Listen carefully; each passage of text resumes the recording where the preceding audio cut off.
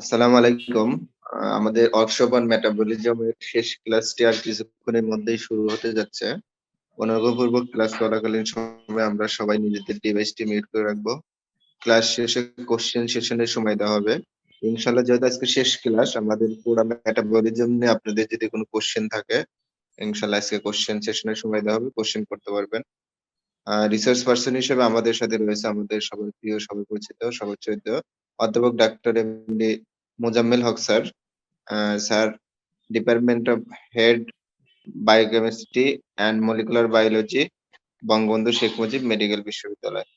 ধন্যবাদ সবাইকে। আসসালামু আলাইকুম। Okay, thank you very much.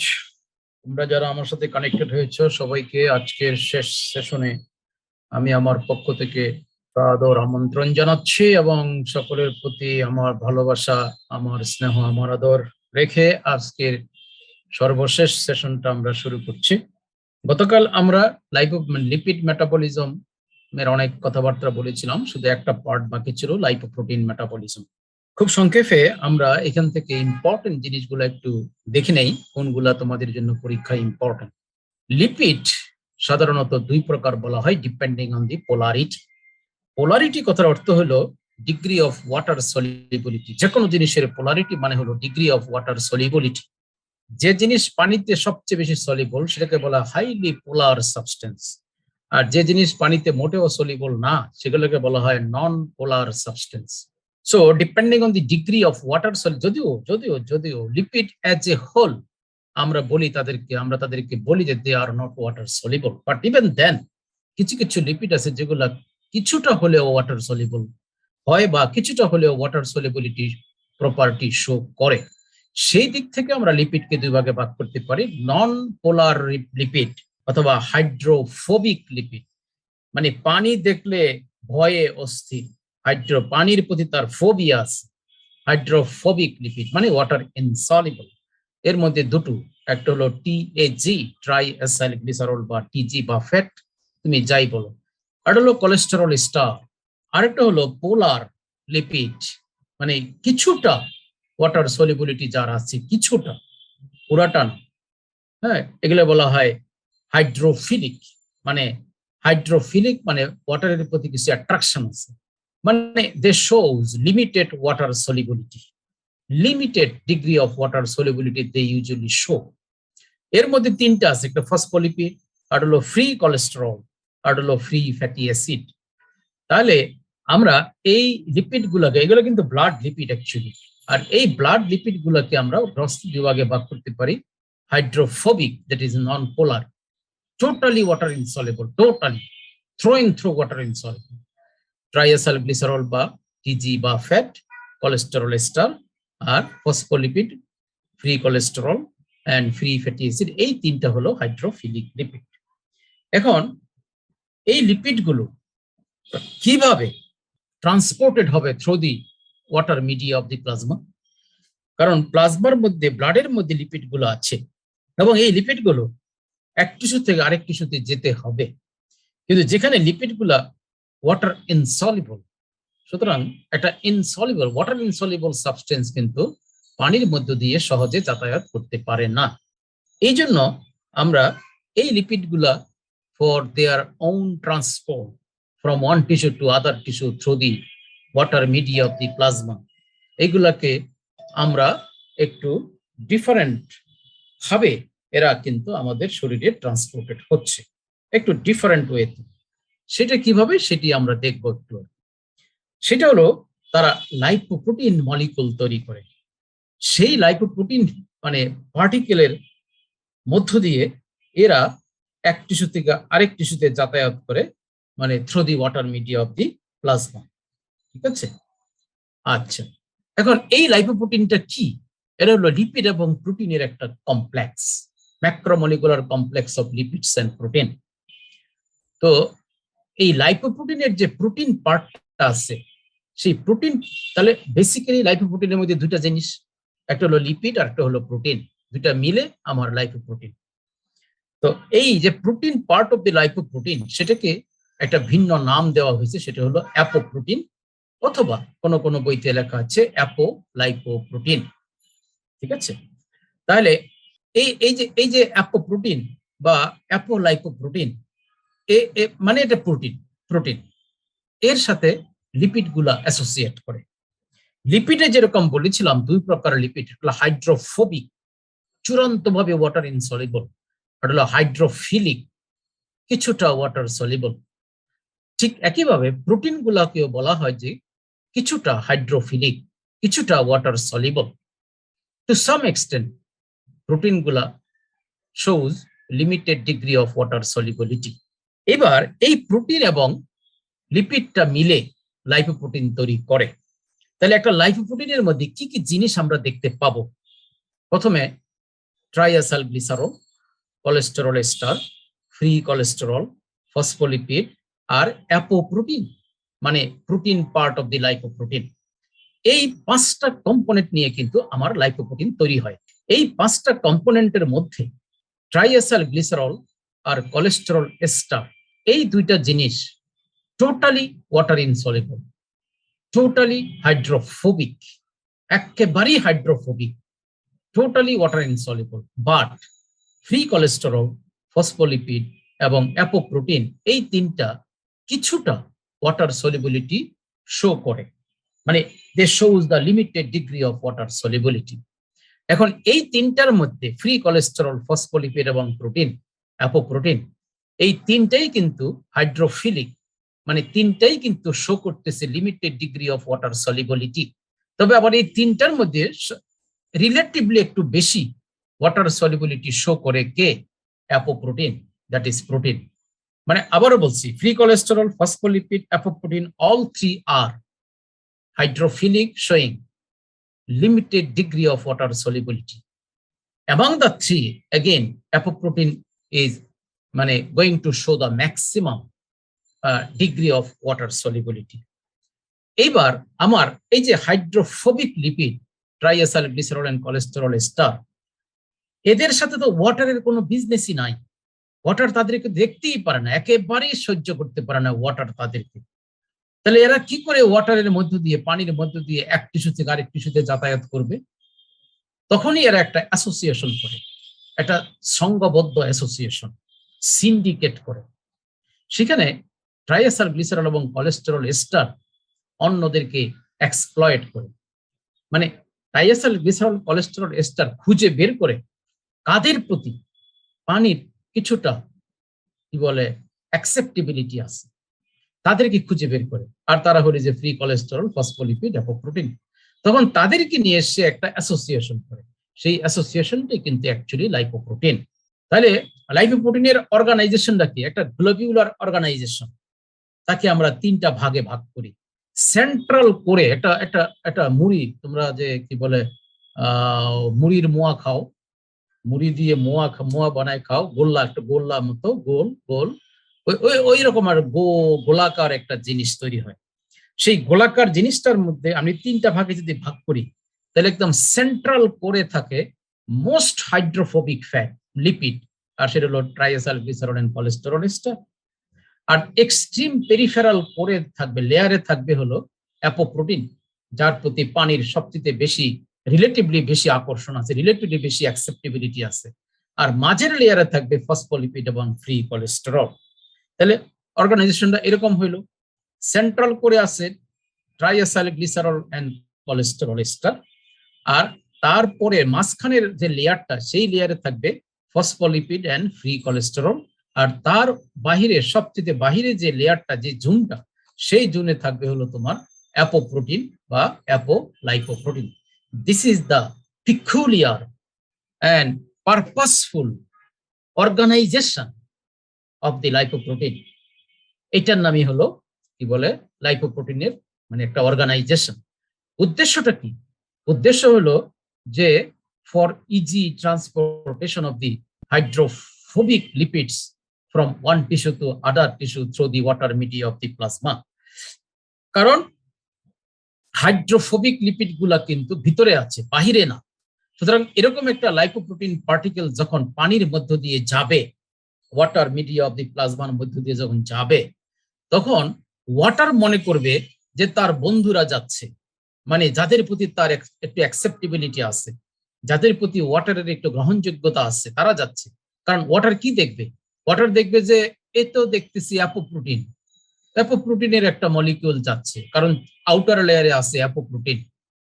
Water বোকার মতো চিন্তা করবে যে ওকে, এরা তো অ্যাপোপ্রোটিন, প্রোটিনের প্রতি তো আমার কোনো বিদ্বেষ নাই, প্রোটিনের প্রতি আমার তো কোনো হাইড্রোফোবিসিটি নাই, সুতরাং লেট দ্য প্রোটিন গো, এই তো চলে যাচ্ছে।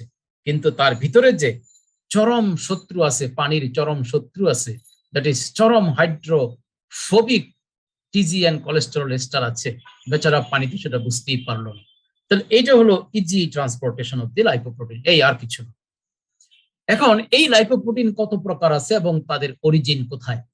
Chylomicron, VLDL, LDL and HDL, এই 4 প্রকার কাইলোমাইক্রন আছে, depending on the composition and relative concentration of the different components of lipoprotein. আবারও বলছি, লাইপোপ্রোটিন তৈরি হবে 5টা কম্পোনেন্ট দিয়ে: fat, TG, diacyl glycerol, cholesterol ester, phospholipid, free cholesterol এবং প্রোটিন। ঠিক আছে? এখন এই প্রোটিনের নানা রকম কম্পোজিশন হতে পারে, মানে এই 5টা কম্পোনেন্ট ডিফারেন্ট কম্পোজিশন হতে পারে, ডিফারেন্ট কম্পোজিশন দিয়ে তারা ডিফারেন্ট টাইপস অফ লাইপোপ্রোটিন তৈরি করতে পারে। তার মধ্যে সবচেয়ে মানে ইম্পর্টেন্ট হলো আমার এই 4টা: chylomicron, VLDL, very low density lipoprotein, LDL, low density lipoprotein, and HDL, high density lipoprotein. মনে রাখতে হবে এদের অরিজিন কোথায়। কাইলোমাইক্রনের অরিজিন ইন্টেস্টাইন, ভিএলডিএল এর অরিজিন হলো লিভার, এলডিএল এর অরিজিন হলো within the circulation blood from VLDL, একটু পরে আমি দেখাবো, আর এইচডিএল এর অরিজিন হলো লিভার। স্পেশালিটি কি দেখো, কাইলোমাইক্রন আর VLDL, they are rich in triglyceride. Low density lipoprotein and high density lipoprotein, they are rich in cholesterol.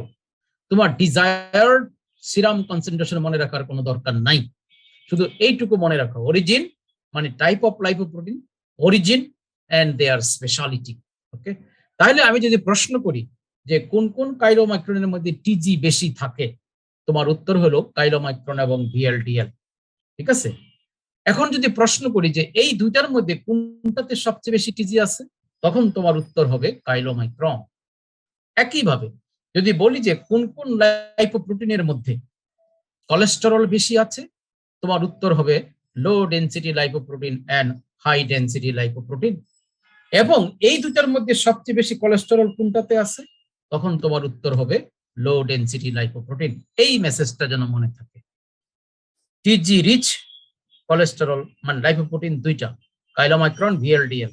Cholesterol rich lipoprotein দুইটা, এলডিএল, এইচডিএল।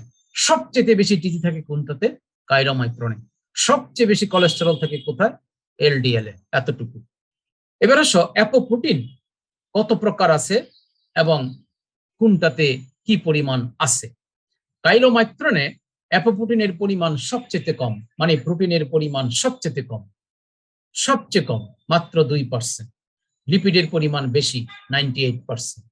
ভিএলডিএল এ তার চেয়ে একটু বেশি আছে প্রোটিন, এলডিএল এ তার চেয়ে একটু বেশি আছে প্রোটিন, এইচডিএল এ তার চেয়ে বেশি আছে প্রোটিন। এখন এই যে তোমার স্ট্যাটিস্টিক্স তোমাকে দিলাম, এইটা তোমার মনে রাখার দরকার নাই। আমি তোমাকে এখান থেকে দুইটা জিনিস শুধু মনে রাখতে বলবো। একটা হলো কোন লাইপোপ্রোটিনের মধ্যে সবচেয়ে বেশি অ্যাপোপ্রোটিন আছে, উত্তরে বলবা এইচডিএল এ। কোন লাইপোপ্রোটিনের মধ্যে সবচেয়ে কম কি বলে প্রোটিন আছে, উত্তর হলো কাইলোমাইক্রন। ঠিক আছে? রিলেটিভ কম্পোজিশন আর কি, এটা তো অলরেডি বলে ফেলেছি। আচ্ছা, এখন আসো অ্যাপোপ্রোটিন কত প্রকার আমরা দেখতে পাই। অ্যাপো এ, apo বি48, apo বি100, apo C, apo ই। অ্যাপো এ আবার 3টা ভ্যারাইটি আছে, একটা হলো তোমার 1, 2, 4। অ্যাপো সি আবার 3টা ভ্যারাইটি আছে, 1, 2 এবং 3। এই, ঠিক আছে? তাহলে apo A, apo বি48, apo বি100, apo C and apo ই, এইগুলো হলো আমার অ্যাপোপ্রোটিন। এবং এই সমস্ত অ্যাপোপ্রোটিন গুলা কোথায় তৈরি হয়? দেখো, অ্যাপো এ লিভারে তৈরি হয়, ইন্টেস্টাইনে তৈরি হয়। Apo বি48 intestine, apo বি100 liver, apo C লিভারে তৈরি হয়, apo E liver and macrophage. এইটা যদি তুমি মনে রাখতে নাও পারো, আমি তোমাকে এটা শো করছি শুধু একটা মেসেজ দেওয়ার জন্য। সেটা হলো যে almost all lipoprotein are produced in liver. Liver মোটামুটি সবগুলো অ্যাপোপ্রোটিনকে তৈরি করে, শুধু একটা ব্যতিক্রম, আর সেই ব্যতিক্রমটা হলো ApoB48, এটা তৈরি হয় ইন্টেস্টাইন। শুধু এইটুকু মনে রাখো। যদি বলো যে অ্যাপোপ্রোটিন কোথায় তৈরি হয়, বলবো যে লিভারে তৈরি হয়। কোন অ্যাপোপ্রোটিনটা লিভারে তৈরি হয় না, সেটা হলো ApoB48। জাস্ট এইটুকু, আর কিছু না। অ্যাপোপ্রোটিন প্রোফাইল অফ লাইপোপ্রোটিন, কোন লাইপোপ্রোটিনে কোন অ্যাপোপ্রোটিন থাকে, এইটা ইম্পর্টেন্ট, এটা মনে রাখবো। যেমন কাইলোমাইক্রনে থাকে ApoB48, VLDL এ থাকে ApoB100, LDL এ থাকে ApoB100, HDL এ থাকে ApoACE, তিনটাই থাকে। এটা মনে রাখবা, এটা মনে রাখতে হবে যে কাইলোমাইক্রনে ApoB48, VLDL এ ApoB100, LDL এ ApoB100, VLDL LDL সেম, শুধু কাইলোমাইক্রনে ApoB48, আর HDL এ অ্যাপোপ্রোটিন এ, অ্যাপোপ্রোটিন সি, অ্যাপোপ্রোটিন ই, এতটুকু শুধু মনে রাখো, আর ডিটেলস তোমার আর দরকার নাই। তাহলে অ্যাপোপ্রোটিনের ফাংশন কি? অ্যাপোপ্রোটিনের ফাংশন কিন্তু মূলত কি বলে, চারটা। একটা হলো এটা একটা স্ট্রাকচারাল কম্পোনেন্ট অফ লাইপোপ্রোটিনের, একটা স্ট্রাকচারাল কম্পোনেন্ট, এবং apoprotein provide the hydrophilic character to the lipoprotein, কারণ অ্যাপোপ্রোটিন তো বাহিরে থাকে, আর apoprotein is to some extent water soluble. Apoprotein কিছুটা হাইড্রোফিলিক ফিচার শো করে, যার জন্য অ্যাপোপ্রোটিনটা বাহিরে থেকে গোটা লাইপোপ্রোটিনটাকে কিছুটা হাইড্রোফিলিক ক্যারেক্টার প্রোভাইড করে, যাতে করে লাইপোপ্রোটিনটা প্লাজমার মধ্য দিয়ে, পানির মধ্য দিয়ে যেতে পারে। আরটা হলো apoprotein acts as a cofactor of the enzymes involved in lipoprotein metabolism. Lipoprotein মেটাবলিজমে যে সমস্ত এনজাইমগুলো ইনভলভ, এই সমস্ত এনজাইমের কোফ্যাক্টর হিসেবে কাজ করে তোমার apoprotein. Lastly, apoprotein act as a ligand to recognise the lipoprotein receptors on cell membrane. কোন একটা পার্টিকুলার লাইপোপ্রোটিন যদি কোন একটা জায়গায় গিয়ে মেটাবলাইজড হইতে হয়, যে যেমন মনে করো যে কি বলে এলডিএল কোথায় মেটাবলাইজড হয়, যে লিভারে, মানে এলডিএলটা লিভার সেলের ভিতরে ঢুকার পরে এখান থেকে মেটাবলিজম যা হওয়ার তাই হবে। কিন্তু আমার প্রশ্ন হলো, এলডিএল তো লিভার সেলকে চিনতে হবে, লিভার সেলকে চিনতে হবে এবং তার ভিতরে ঢুকতে হবে। তাহলে এই যে লিভার সেলকে চিনলো, কে তাকে চিনাবে হলো তোমার অ্যাপোপ্রোটিন। এই জন্য অ্যাপোপ্রোটিন অ্যাক্ট এজ এ লাইগ্যান্ড। অ্যাপোপ্রোটিন থাকে কোথায়? লাইপোপ্রোটিনের মধ্যে। এলডিএল এর মধ্যে অ্যাপোপ্রোটিন আছে ফর এক্সাম্পল। এখন এই এলডিএলটা লিভার সেলে, এলডিএল এর যে রিসেপ্টর আছে, সেই রিসেপ্টরের সাথে গিয়ে লাগবে। এখন এলডিএল কিভাবে চিনবে তার রিসেপ্টরকে? সেটা হলো থ্রু দি লাইগ্যান্ড, আর সেই লাইগ্যান্ডটা হলো তোমার অ্যাপোপ্রোটিন। এলডিএল এর মধ্যে যে অ্যাপোপ্রোটিনটা আছে ApoB100, সেই ApoB100 কিন্তু চিনতে পারে এলডিএল এর রিসেপ্টরটাকে, আর সে করে কি, যে এলডিএল রিসেপ্টরের কাছে গিয়ে লেগে যায়। এইভাবে একটা লাইপোপ্রোটিন কোন একটা পার্টিকুলার সেলের সাথে অ্যাটাচ হয় এবং ইন্টারনালাইজ হয়, ফাইনালি মেটাবলাইজড হয়। কাজে এটাকে বলা হয় লাইগ্যান্ড। তার মানে lipoprotein act as a cofactor of the enzymes for lipoprotein. Apoprotein act as a ligand to recognize the specific lipoprotein receptor of a specific lipoprotein, or it provides the hydrophilic character to the lipoprotein, and finally it's a structural component. Okay, এখন এই জিনিসটা, এই যে স্লাইডটা তোমার সামনে দেখালাম, এটা কিন্তু সাংঘাতিক ইম্পর্টেন্ট। এখান থেকে তোমাদের প্রশ্ন হয়, এই যে এতগুলা লাইপোপ্রোটিন তোমাকে বললাম, কোন লাইপোপ্রোটিনের অ্যাথেরোজেনিক পটেনশিয়াল কেমন, অ্যাথেরোজেনিসিটি কেমন? কাইলোমাইক্রনের অ্যাথেরোজেনিসিটি মোটামুটি 0 লেভেলে আছে, নাই। অ্যাথেরোজেনিসিটি কাইলোমাইক্রনের অলমোস্ট নাই বললেই চলে। ভিএলডিএল এর অ্যাথেরোজেনিসিটি তুমি 1+ যদি ধরো, তাহলে কাইলোমাইক্রন রেমনেন্টটা কি আমি একটু পরে তোমাকে বুঝাবো। তার অ্যাথেরোজেনিসিটি হবে 3++। তারপরে আইডিএল বলে একটা কথা আছে, intermediate density lipoprotein, VLDL remnant নামেও এটা পরিচিত। ভিএলডিএল রেমনেন্ট নামেও এটা পরিচিত। সেটা কি, সেটা আমি আসতেছি একটু পরে। সেটাকে তুমি 3+ দিবা, আর এলডিএল কে দিবা 4+, আর এইচডিএল কে দিবা নেগেটিভ। এইটা একটু দয়া করে মনে রাখবা, এইটার উপর প্রশ্ন আসছে। তাহলে কাইলোমাইক্রনের অ্যাথেরোজেনিক পটেনশিয়াল 0, মানে নাই। অ্যাথেরোজেনিসিটি নাই, তবে এটা প্রোটেক্টিভও না। আর এইচডিএল এর অ্যাথেরোজেনিসিটি নেগেটিভ, মানে এটা প্রোটেক্টিভ, মানে it is anti atherogenic. HDL হলো এন্টি অ্যাথেরোজেনিক, আর কাইলোমাইক্রন হলো নো অ্যাথেরোজেনিক পটেনশিয়াল। আর বাকিদের অ্যাথেরোজেনিসিটি আছে, তার মধ্যে সবচাইতে বেশি আছে হলো এলডিএল এর অ্যাথেরোজেনিসিটি, তার চেয়ে একটু কম হলো আইডিএল ইন্টারমিডিয়েট ডেনসিটি লাইপোপ্রোটিন অথবা বলে ভিএলডিএল রেমনেন্ট, তার সমপরিমাণ আছে কাইলোমাইক্রন রেমনেন্ট। এইটা তোমার জন্য রইল। এবার আসো এইচডিএল এন্টি অ্যাথেরোজেনিক কেন? তোমার জন্য তিনটা কথা। একটা হলো HDL supports the reverse cholesterol transport, and through reverse cholesterol transport, HDL facilitate the cholesterol excretion from the body. যেমন এই রিভার্স কোলেস্টেরল ট্রান্সপোর্টটা কি আমি একটু পরে আসতেছি। এটার কনসেপ্টটা হলো এইচডিএল করে কি, পেরিফেরাল টিস্যু থেকে কোলেস্টেরল পিক আপ করে নিয়ে আসে লিভারে সে ছেড়ে দেয়। এইবার লিভার করবে কি, এই কোলেস্টেরলটাকে এক্সক্রিট করবে through the faecal route in the form of bile acid or in the form of free cholesterol. সুতরাং এই রিভার্স কোলেস্টেরলের কাজটা করে এইচডিএল এবং facilitate the cholesterol excretion from the body. এটা হলো এক নম্বর। দুই নম্বর হলো এইচডিএল এর মধ্যে একটা এনজাইম আছে, সেই এনজাইমটার নাম হলো প্যারা অক্সোনেজ। এই এনজাইমের একটা অ্যান্টিঅক্সিডেন্ট অ্যাক্টিভিটি আছে, আর এই অ্যান্টিঅক্সিডেন্ট অ্যাক্টিভিটি থাকার কারণে this HDL can prevent the oxidation of lipoprotein.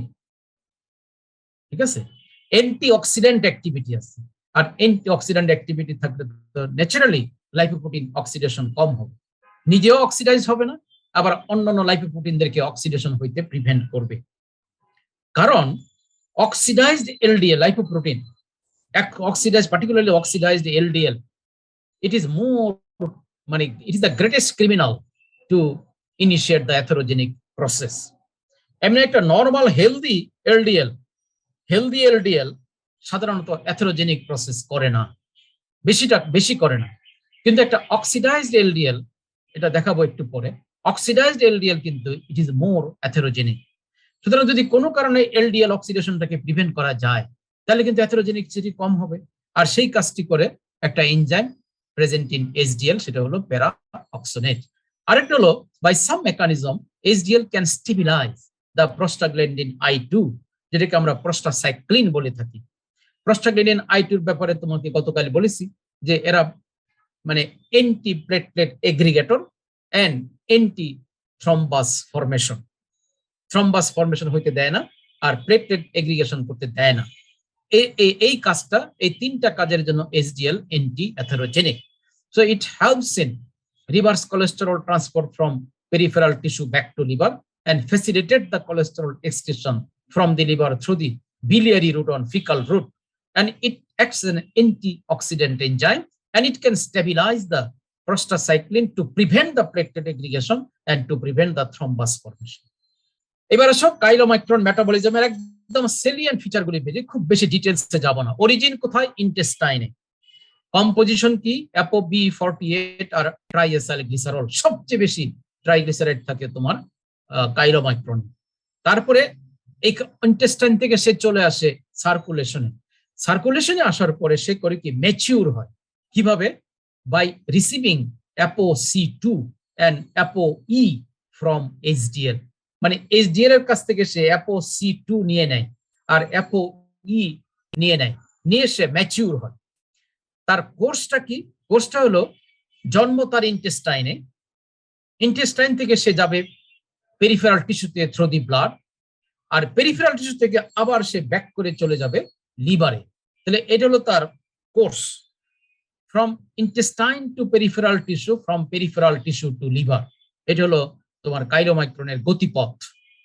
কি এনজাইম লাগবে? লাইপোপ্রোটিন লাইপেজ এনজাইম দ্বারা এটা মেটাবলাইজড হয়। এইটা কিন্তু ইম্পর্টেন্ট, মনে রাখবা। কাইলোমাইক্রন মেটাবলিজমের সাথে লাইপোপ্রোটিন লাইপেজ এনজাইমটা জড়িত, not hormone sensitive lipase. Hormone sensitive lipase জড়িত কোথায়? টিজি মেটাবলিজমের ক্ষেত্রে ইন অ্যাডিপোজ টিস্যু।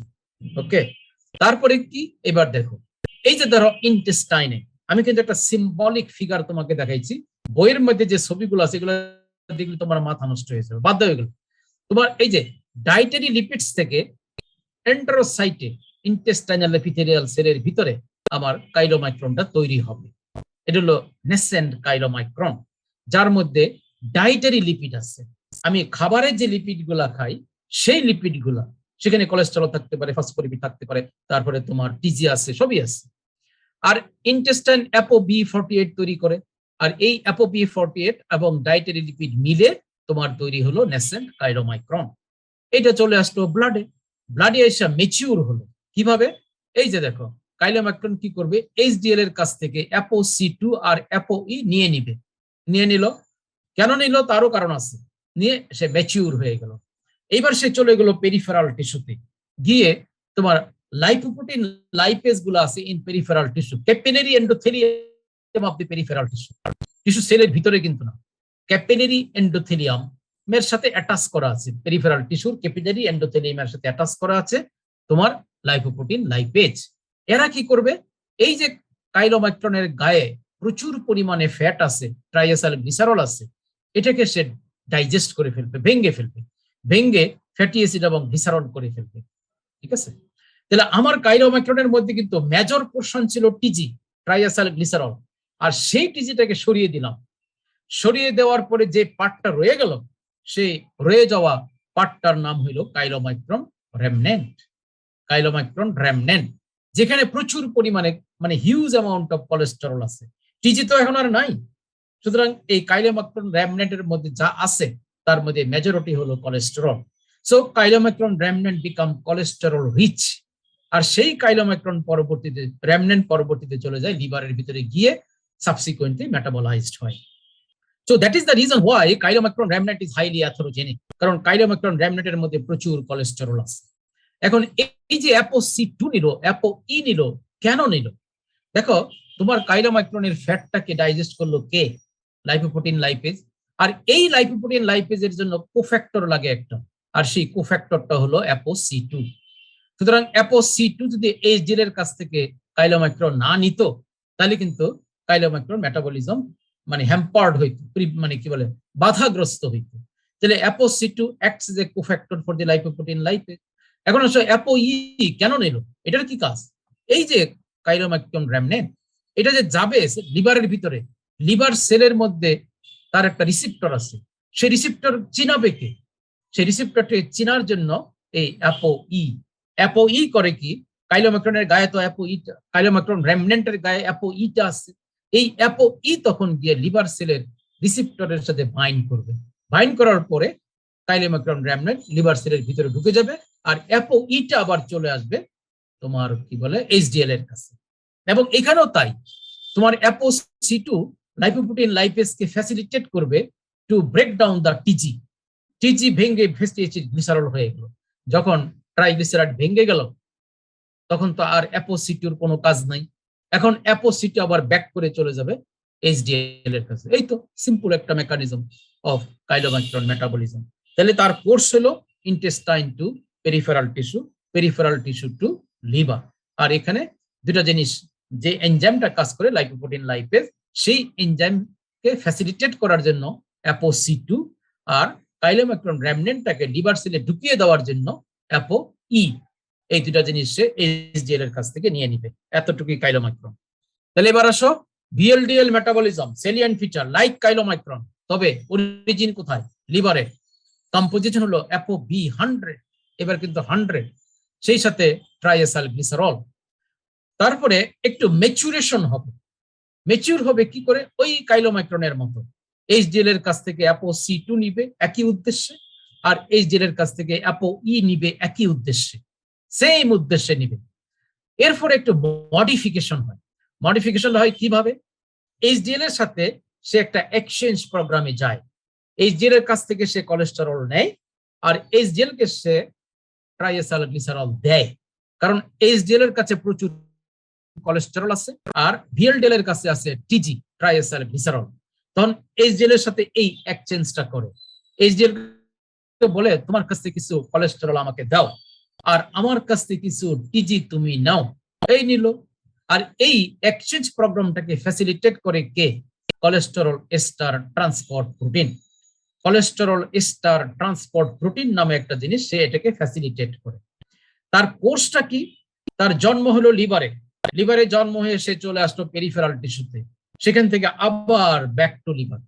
তাহলে তার গতিপথটা হলো liver to peripheral tissue, peripheral tissue to liver. কি এনজাইম লাগবে? ওই কাইলোমাইক্রনের মতো লাইপোপ্রোটিন লাইপেজ এনজাইমটা লাগবে। এই যে দেখো, ম্যাচুরেশন কি করে হইলো? ভিএলডিএল এইচডিএল এর কাছ থেকে নিল কি? অ্যাপোসি2 আর অ্যাপোই। তারপরে মডিফিকেশন কি করে হইলো? এই যে মানে এইচডিএল এর কাছ থেকে নিল কোলেস্টেরল এস্টার, আর এইচডিএল কে সে দিল ট্রাইএসাইল গ্লিসারল। এই এক্সচেঞ্জ করে একটা মডিফিকেশন হলো, আর সেই এক্সচেঞ্জটা হচ্ছে by with the help of cholesterol ester transport protein. Okay, তাহলে এই যে দেখো তোমার গতিপথটা দেখো, লিভারে তার জন্ম, সেখান থেকে নেসেন্ট ভিএলডিএল উইথ অ্যাপো-বি100, তারপরে এইচডিএল এর কাছ থেকে নিল অ্যাপোসি2 আর অ্যাপো-ই, ম্যাচুরেশন হইল। তারপরে কি বলে তোমার লাইপোপ্রোটিন লাইপেজ দ্বারা তার গায়ে যত ট্রাইএসাইল গ্লিসারল ছিল সব ট্রাইএসাইল গ্লিসারল ভেঙে ফ্যাটি অ্যাসিড এবং গ্লিসারল হয়ে গেল। এই ফ্যাটি অ্যাসিড এন্ড গ্লিসারল তখন চলে যাবে সেলের ভিতরে, পেরিফেরাল টিস্যুর সেলের ভিতরে ফর সাবসিকুয়েন্ট মেটাবলিজম। আর এই লাইপোপ্রোটিন লাইপেজকে ফ্যাসিলিটেট করে কে? এই যে অ্যাপোসি2। তাহলে আমার ভিএলডিএল এর কাছ থেকে যখন মেজরিটি কম্পোনেন্ট, তার যে major component that is triacyl glycerol যখন চলে গেল, চলে যাওয়ার পরে যে পার্টটা রয়ে গেল, সে রয়ে যাওয়া পার্টটার নাম হলো ভিএলডিএল রেমনেন্ট। যেমন বলেছিলাম ওইখানে কাইলোমাইক্রন রেমনেন্ট মানে উচ্ছিষ্ট অংশ, রেমনেন্ট মানে উচ্ছিষ্ট অংশ। এটারই আরেকটা নাম হলো আইডিএল, ইন্টারমিডিয়েট ডেনসিটি লাইপোপ্রোটিন। তাহলে তাহলে আইডিএল হলো অ্যাকচুয়ালি ভিএলডিএল থেকে যখন টিজিটা চলে গেল, টিজি ব্রেকডাউন হয়ে গেল, তারপরে রিমেইনিং পার্টটা হলো ভিএলডিএল রেমনেন্ট, যার আরেক নাম ইন্টারমিডিয়েট ডেনসিটি লাইপোপ্রোটিন। এখন এই ইন্টারমিডিয়েট ডেনসিটি লাইপোপ্রোটিনের মধ্যে কিন্তু অ্যাপো-বি100 এখনো আছে, অ্যাপো-ই এখনো আছে, কিন্তু অ্যাপোসি2টা চলে গেল এইচডিএল এর কাছে ব্যাক করে, কারণ অ্যাপোসি2 এর কাজ শেষ। আচ্ছা, এইবার তুমি আসো, এই যে আইডিএল হলো, এই আইডিএল এর 50% IDL within the circulation, within the blood, they will be converted to VA, মানে কি বলে এলডিএল, সরি এলডিএল এ কনভার্ট হয়ে যাবে। এটা কেমন করে হচ্ছে আমি দেখাচ্ছি। আর বাকি 50% IDL will go to the liver for subsequent metabolism. তো লিভারের ভিতরে ঢুকতে তখন অ্যাপো-ই তাকে সাহায্য করে, মানে apo E identify the IDL receptor present in hepatocyte. ওই অ্যাপো-ই এর দ্বারা আইডিএল তখন হেপাটোসাইটের সাথে বাইন্ড করে লিভার সেলের ভিতরে গিয়ে সাবসিকুয়েন্টলি মেটাবলাইজ হয়। This the simple concept of the VLDL metabolism. তাহলে লিভার থেকে স্টার্ট, নেসেন্ট ভিএলডিএল আসলো ব্লাডে, কিছুটা ম্যাচিউর হলো by taking apo C two and apo E from HDL, তারপরে মানে লাইপোপ্রোটিন লাইপেজ দ্বারা এটা ভেঙে গেল, ভেঙে গিয়ে তারপরে ফ্যাটি অ্যাসিড গ্লিসারল হইল, রাইট? গ্লিসারল হওয়ার পরে যেটা রইল সেই রিমেইনিং পার্টটা হলো আইডিএল, ভিএলডিএল রেমনেন্ট। তার 50% এলডিএল এ কনভার্ট হয়ে যাবে, 50% চলে যাবে লিভারে। ওকে, এখন চলে আসো আমরা নেক্সটটাতে যাই। তাহলে এটা হয়ে গেল এই অপক্রমণটা যে কে করলো। এবার আসো এলডিএল মেটাবলিজম। তাহলে এলডিএল মেটাবলিজমের সেলিয়েন্ট ফিচার কি হবে? এলডিএল মেটাবলিজমের অরিজিন কোথায়? অরিজিন হলো উইদিন দ্য সার্কুলেশন। কোথা থেকে? From VLDL remnant. কম্পোজিশন কি? অ্যাপো-বি100 এন্ড কোলেস্টেরল। ম্যাচুরেশন হয় কিভাবে? এই যে আইডিএল থেকে আমি কিন্তু মানে এলডিএলটা হচ্ছে, আইডিএল থেকে তো এলডিএলটা হচ্ছে, ওই যে যেটা একটু দেখাইলাম একটু আগে, এই যে আমার আইডিএল ভিএলডিএল রেমনেন্ট, সেখান থেকে কিন্তু এলডিএলটা হচ্ছে। এখন এটা কি করে হচ্ছে তুমি সেটা দেখো, যে যখন তোমার মানে কি বলে আইডিএল তৈরি হয়ে গেল, ভিএলডিএল রেমনেন্ট তৈরি হয়ে গেল, তখন এই ভিএলডিএল রেমনেন্ট করে কি খুঁজে কার কাছে কোলেস্টেরল আছে, কার কাছে কোলেস্টেরল আছে, তার কাছ থেকে সে কোলেস্টেরল নেয়। তখন সে খুঁজে বাইর করে এইচডিএল কে। এইচডিএল এর গায়ে তো কোলেস্টেরল আছে, কারণ এইচডিএল তো পেরিফেরাল টিস্যু থেকে কোলেস্টেরল পিক আপ করে লিভারে নিয়ে যায়। যখন দেখে একটা এইচডিএল, তখন ভিএলডিএল রেমন্যান্ট এইচডিএল কে জিজ্ঞেস করে, ভাই তোমার কাছে কি আছে? বলে যে আমার কাছে কোলেস্টেরল আছে। কোথায় নিয়ে যাও? বলে লিভারে নিয়ে যাও। বলে তো আমাকে কিছু দাও, আমিও লিভারে নিয়ে যাব। তখন এইচডিএল করে কি, তাকে কিছু শেয়ার দেয়, মানে এইচডিএল তাকে কোলেস্টেরল সাপ্লাই করে, আর বিনিময়ে বিনিময়ে কিছু টিজি তোমার এলডিএল এর কাছ থেকে, মানে আইডিএল এর কাছ থেকে মানে এইচডিএল এর কাছে চলে যায়। দেখাবো একটু পরে এটা। তাহলে তার গতিপথটা কি হলো? তার জন্ম কিন্তু প্লাজমাতে, সেখান থেকে লিভারে এবং পেরিফেরাল টিস্যুতে চলে গেল। তার সার্কুলেশনের ভিতরে এটা জন্ম হইল, তারপরে কিছুটা চলে যায় লিভারে, কিছুটা চলে যায় পেরিফেরাল টিস্যুতে। কোন এনজাইম এখানে কাজ করে? দুইটা এনজাইম, একটা হলো হেপাটিক লাইপেজ, আরেকটা এনজাইম হলো একেট। এই কথাটা মনে রাখবো, একেট acyl CoA cholesterol acyl transferase. এত বড় নাম তুমি মনে রাখতে পারবে না, তুমি শুধু একেট মনে রাখবা, এটা দিয়ে পরীক্ষায় আসবে আসলে। তাহলে হেপাটিক লাইপেজ আর একেট, এইটা হলো তোমার দুইটা এনজাইম এখানে কাজ করে। ফেটটা কি? 70% is catabolized into the liver and 30% is catabolized in peripheral tissue. তাকাও, এই যে দেখো তোমার আইডিএল ইন্টারমিডিয়েট ডেনসিটি লাইপোপ্রোটিন, যার আরেক নাম ভিএলডিএল রেমন্যান্ট, সে কি করবে? সে এইচডিএল এর কাছ থেকে কোলেস্টেরল পিক আপ করবে, আর এইচডিএল কে সে বিনিময়ে দিবে টিজি ট্রাইএসাইল গ্লিসারল দিয়ে। সে আস্তে আস্তে কোলেস্টেরল রিচ হয়ে গেল, কোলেস্টেরল রিচ হয়ে গেল। এই অবস্থায় কিন্তু আমার আইডিএল এর মধ্যে কিছুটা টিজি থাকে এবং কিছু টিজি সে এইচডিএল এর কাছ থেকে নিল। তখন সে হেপাটিক লাইপেজ নামে একটা এনজাইম আছে, আর সেই এনজাইম করে কি, তোমার এই আইডিএল এর মধ্যে যেটুকু টিজি আছে সেটাকেও ভেঙে ফেলে, ভেঙে ফ্যাটি অ্যাসিড এবং গ্লিসারল করে ফেলে। কি উদ্দেশ্য? কি উদ্দেশ্য? জায়গা তৈরি করা। যখনই আমার আইডিএল এর কাছ থেকে কিছু টিজি চলে গেল ডাইজেস্ট হয়ে বাই হেপাটিক লাইপেজ, তখন কিছু ফাঁকা জায়গায় পেয়ে গেল। সেই ফাঁকা জায়গার মধ্যে আইডিএল করে কি, আবারও কিছু কোলেস্টেরল পিক আপ করে ফ্রম এইচডিএল। এইচডিএল কে বলবে যে ভাই আমার জায়গা কিন্তু একটু ফাঁকা আছে, তুমি চাইলে আমার আরো কিছু কোলেস্টেরল দিতে পারো। তখন এইচডিএল জিজ্ঞেস করে ফাঁকাটা হইলো কেমনে? বলে যে হেপাটিক লাইপেজ আমার টিজি ভেঙে ফেলছে, আমার টিজি ডাইজেস্ট করে ফেলেছে, সুতরাং আমি আবার ফাঁকা হয়ে গেছি। তো বলে যে ওকে তুমি দাও, নাও। তখন আবারও কিছু কোলেস্টেরল দেয়, আবারও কিছু টিজি তাকে ফেরত দেয়। তার মানে এই যে, মানে এইচডিএল এর কাছ থেকে কোলেস্টেরল নিলাম আর এইচডিএল কে কোলেস্টেরল দিলাম, এর মধ্যে আবার হেপাটিক লাইপেজ করে কি, কিছু টিজি ভেঙে ফেলে, তাহলে আরো স্পেস হইলো, তাহলে আরো কিছু কোলেস্টেরল নিতে পারলো। এইভাবে তোমার ইন্টারমিডিয়েট ডেনসিটি লাইপোপ্রোটিন অথবা VLDL remnant by taking cholesterol from HDL স্তরে স্তরে, মানে গ্র্যাজুয়ালি কোলেস্টেরল পিক আপ করে, কিছু কোলেস্টেরল এইচডিএল এর কাছ থেকে নেয় আর কিছু টিজি ছেড়ে দেয় তার কাছে, একটু জায়গা হয়ে গেল, আবার কিছু নিল, আবার কিছু টিজি দিয়ে দিল, আবার কিছু টিজি ভেঙে ফেললো বাই হেপাটিক লাইপেজ, ডাইজেস্ট করে ফেললো, আরো জায়গা হয়ে গেল, এবার আরো কিছু কোলেস্টেরল নিল। এইভাবে নিয়ে নিয়ে নিয়ে নিয়ে ultimately it become the richest cholesterol containing lipoprotein, that is LDL. ঠিক আছে?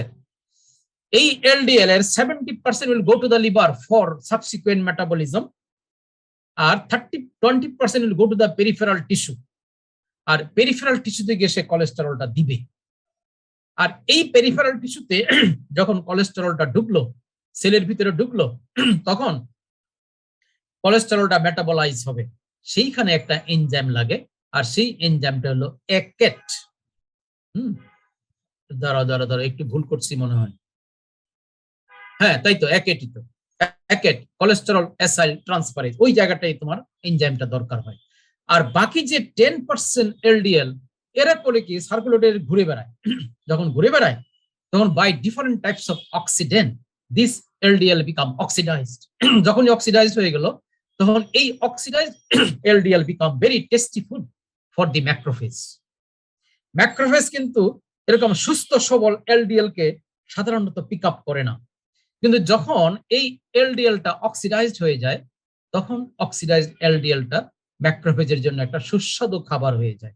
তখন ম্যাক্রোফেজ তাকে এনগালফ করে। এনগালফ করে ম্যাক্রোফেজ তখন ফোম সেলে কনভার্ট করে। আর এই ফোম সেল তখন আস্তে করে ক্যাপিলারি এন্ডোথেলিয়ামের নিচে গিয়ে আশ্রয় নেয়, মানে sub endothelial region of the ক্যাপিলারির ভিতরে গিয়ে ঢুকে যায়, ঢুকে গিয়ে ফোম সেল তৈরি করে। সেখান থেকে আস্তে আস্তে অ্যাথেরোস্ক্লেরোটিক প্ল্যাক তৈরি হচ্ছে। এটা তোমরা রবিনসের বই থেকে পড়ে নিও যে কিভাবে আমার এই অক্সিডাইজড এলডিএল ম্যাক্রোফেজ দ্বারা এনগালফড হয়, তারপরে একটা ম্যাক্রোফেজের ভিতরে অক্সিডাইজড এলডিএল ঢুকতেছে ঢুকতেছে ঢুকতেছে, ঢুকার পরে ম্যাক্রোফেজটা আস্তে আস্তে বড় হচ্ছে, শাইনি হচ্ছে, লুক তার খুব অ্যাট্রাকটিভ লুক হচ্ছে বিকজ অফ কোলেস্টেরল। তারপরে এই ফোম সেলটা আস্তে করে সাব এন্ডোথেলিয়াল রিজিয়নে গিয়ে চুপচাপ বসে পড়ে। কিছুক্ষণ পরে সেই ফোম সেল থেকে সাইটোকাইন তৈরি হয়, গ্রোথ ফ্যাক্টর তৈরি হয়। এই সমস্ত সাইটোকাইন গ্রোথ ফ্যাক্টর দ্বারা তখন এই ফোম সেলের চারপাশে ফাইব্রাস টিস্যু অর্গানাইজ হয়। আর এই ফাইব্রাস টিস্যু লেয়ার অর্গানাইজ হইতে হইতে হইতে হইতে আস্তে আস্তে বড় হয় এবং আর্টারি লুমেনটা আস্তে আস্তে ন্যারো হয়ে যায়। ন্যারো হলেই তখন এই কি বলে অ্যাথেরোস্ক্লেরোটিক প্লেক হয় এবং ইস্কিমিয়া হয়। এই হলো তোমার এলডিএল এর মেটাবলিজম। তাইলে আইডিএল থেকে এলডিএল তৈরি হয়, তার 70% লিভারে গিয়ে মেটাবলাইজড হয়, আর 20% পেরিফেরাল টিস্যুতে মেটাবলাইজড হয় with the help of an enzyme ACAT, আর 10% অক্সিডাইজড হয়। আর সেই অক্সিডাইজড এলডিএল ম্যাক্রোফেজ দ্বারা এনগালফড হয়, আর ম্যাক্রোফেজ তাকে ফ্যাগোসাইটোস করে এনগালফ করে ফোম সেলে কনভার্ট হয়। সেই ফোম সেল সাব এন্ডোথেলিয়াল লেয়ারে গিয়ে বসে পড়ে, সেখানে সে আস্তে আস্তে আস্তে আস্তে অ্যাথেরোস্ক্লেরোটিক প্ল্যাক তৈরি করে। এবার আসো এইচডিএল মেটাবলিজম বলে শেষ করি। এইচডিএল মেটাবলিজমের এইচডিএল অরিজিন কোথায়? লিভারে এবং কিছুটা ইন্টেস্টাইনে। ঠিক আছে, কম্পোজিশন কি? তার মধ্যে সকল প্রকার অ্যাপোপ্রোটিন থাকে এক্সেপ্ট অ্যাপো বি। অ্যাপো এ আছে, সি আছে, ই আছে এবং প্রচুর কোলেস্টেরল আছে। ম্যাচুরেশন হয় কিভাবে? It extract the cholesterol from peripheral tissue. Peripheral tissue থেকে সে কোলেস্টেরল এক্সট্রাক্ট করে, পিক আপ করে। ওকে, এরপরে মডিফিকেশন হয় কেমনে? এক্সচেঞ্জ করে কোলেস্টেরল উইথ কি বলে ডিফারেন্ট টাইপস অফ লাইপোপ্রোটিন। মানে সে করে কি কোলেস্টেরল দেয় অন্যদেরকে, আর অন্যদের কাছ থেকে টিজি সে নেয়, মানে ট্রাইএসাইলগ্লিসারল সে নেয়। কারণ এইচডিএল এর গায়ে শুরুতে কোনো টিজি থাকে না, শুরুতে কোনো টিজি থাকে না, কারণ সে শুধু পেরিফেরাল টিস্যু থেকে কোলেস্টেরল এক্সট্রাক্ট করে, কোলেস্টেরল এক্সট্রাক্ট করে। এরপরে এই কোলেস্টেরল বিভিন্ন লাইপোপ্রোটিনকে সে দেয়, উপহার হিসাবে দেয়, দিয়ে বিনিময়ে তাদের কাছ থেকে সে কিছু টিজি নেয়, আর সেটা হয় by cholesterol ester transport protein. তাহলে তার গতিপথটা কি হলো, কোর্সটা কি হলো? লিভার থেকে শুরু, লিভার থেকে সে যায় পেরিফেরাল টিস্যুতে, পেরিফেরাল টিস্যু থেকে সে আবার লিভারে ব্যাক করে। এনজাইম কি লাগে এখানটায়? অ্যালকেট অথবা পিকেট বলে। একই এনজাইমের দুইটা নাম, অ্যালকেট অথবা picket. Lecithin, cholesterol, acyl transferase বলে। হ্যাঁ, তো অ্যালকেট অথবা পিকেট। তাহলে দুইটা কথা মনে রাখবা, এইচডিএল মেটাবলিজমের সাথে কোন এনজাইমটা যায়? বলবা যে অ্যালকেট অথবা পিকেট। এলডিএল মেটাবলিজমের জন্য কোন এনজাইমটা যায়? সেটার নাম দিবা ACAT, acyl CoA cholesterol acyl transferase. So ACAT enzyme for LDL metabolism, LCAT অথবা PCAT is the enzyme for HDL metabolism. এই যে দেখো, লিভারের নেসেন্ট এইচডিএল তৈরি হলো, সদ্য ভূমিষ্ঠ এইচডিএল লিভারে তৈরি হলো, সে চলে গেল পেরিফেরাল টিস্যুতে। পেরিফেরাল টিস্যুতে গিয়ে পেরিফেরাল টিস্যু থেকে সে কোলেস্টেরল পিক আপ করলো with the help of the enzyme LCAT অথবা পিকেট, হয়ে গেল এইচডিএল। সেই এইচডিএল করবে কি, এইবার কোলেস্টেরল এক্সচেঞ্জ করবে উইথ ডিফারেন্ট আদার লাইপোপ্রোটিন। সেই লাইপোপ্রোটিন গুলা হতে পারে ভিএলডিএল, হতে পারে এলডিএল, হতে পারে আইডিএল। এদের সাথে সে এক্সচেঞ্জ প্রোগ্রামে যাবে। কি এক্সচেঞ্জ প্রোগ্রাম? এইচডিএল তাদেরকে কোলেস্টেরল দিবে, আর তাদের কাছ থেকে সে টিজি নিবে, নিয়ে ফাইনাল এইচডিএল হয়ে গেল। এইটা আবার চলে গেল লিভারে। এই এতটুকুই তোমার এইচডিএল এর। ঠিক আছে, তাইলে তোমার এইচডিএল কে বলা হয় কোলেস্টেরল স্ক্যাভেঞ্জার। কেন? কারণ স্ক্যাভেঞ্জার শব্দটা হলো ঝাড়ুদার। কারণ এইচডিএল পেরিফেরাল টিস্যু থেকে ঝাড়ু দিয়ে কোলেস্টেরল পিক আপ করে, পিক আপ করে সেই কোলেস্টেরলটা নিয়ে সে যায় কোথায়? আলটিমেটলি চলে গেল এই যে লিভারে। লিভার থেকে এইচডিএলটা তৈরি হয়, যখন তৈরি হয় তখন জাস্ট এখানে একটা ফসফোলিপিড বাইলেয়ার থাকে, মানে একটা এমটি মানি ব্যাগ, যেরকম এমটি মানি ব্যাগ এরকম একটা জিনিস লিভার থেকে তৈরি হয়। তারপরে সে যায় পেরিফেরাল টিস্যুতে, গিয়ে মানি ব্যাগের ভিতরে টাকা ঢুকায়। টাকাটা কি? কোলেস্টেরল। ঢুকায় ঢুকায় ঢুকায় ঢুকায় মানি ব্যাগটা এত বড় হয়ে যায়, একটা গোলাকার মানি ব্যাগ হয়ে গেল। আর সেই গোলাকার মানি ব্যাগটা চলে যায় আলটিমেটলি লিভারে, আবার গিয়ে ওই যে পেরিফেরাল টিস্যু থেকে কোলেস্টেরল পিক আপ করেছিল সেই কোলেস্টেরলটা দিয়ে লিভার টিস্যুতে ছেড়ে দিবে। এবার লিভার কি করবে কোলেস্টেরল নিয়ে? লিভার সেই কোলেস্টেরলটাকে নিয়ে সরাসরি তোমার বাইলের মাধ্যমে ইন্টেস্টাইনে এক্সক্রিট করতে পারে এজ এ ফ্রি কোলেস্টেরল, অথবা লিভার এই কোলেস্টেরল থেকে বাইল অ্যাসিড তৈরি করে বাইল অ্যাসিডের মাধ্যমে ফিকাল রুট দিয়ে বের করে দিতে পারে। এইভাবে কোলেস্টেরলটা এক্সক্রিশন হচ্ছে। তো এই জন্যই এইচডিএল কে বলা হয় কোলেস্টেরল মানে স্ক্যাভেঞ্জার, তাই না? তাহলে এই যে কোলেস্টেরল স্ক্যাভেঞ্জার এইচডিএল কে বললাম, কারণ একটাই, সেটা হলো এইচডিএল পেরিফেরাল টিস্যু থেকে কোলেস্টেরল পিক আপ করে নিয়ে আসে, পেরিফেরাল টিস্যু থেকে ঝাড়ু দিয়ে কোলেস্টেরল ফ্রি করে ফেলে, করে নিয়ে আসে তার পকেটে।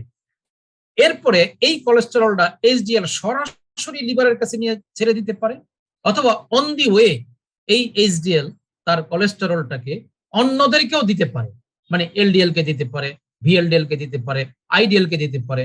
ওরা করবে কি, কোলেস্টেরলের কাছ থেকে প্রাপ্ত সেই কোলেস্টেরল নিয়ে তারাও আবার চলে যাবে লিভারে।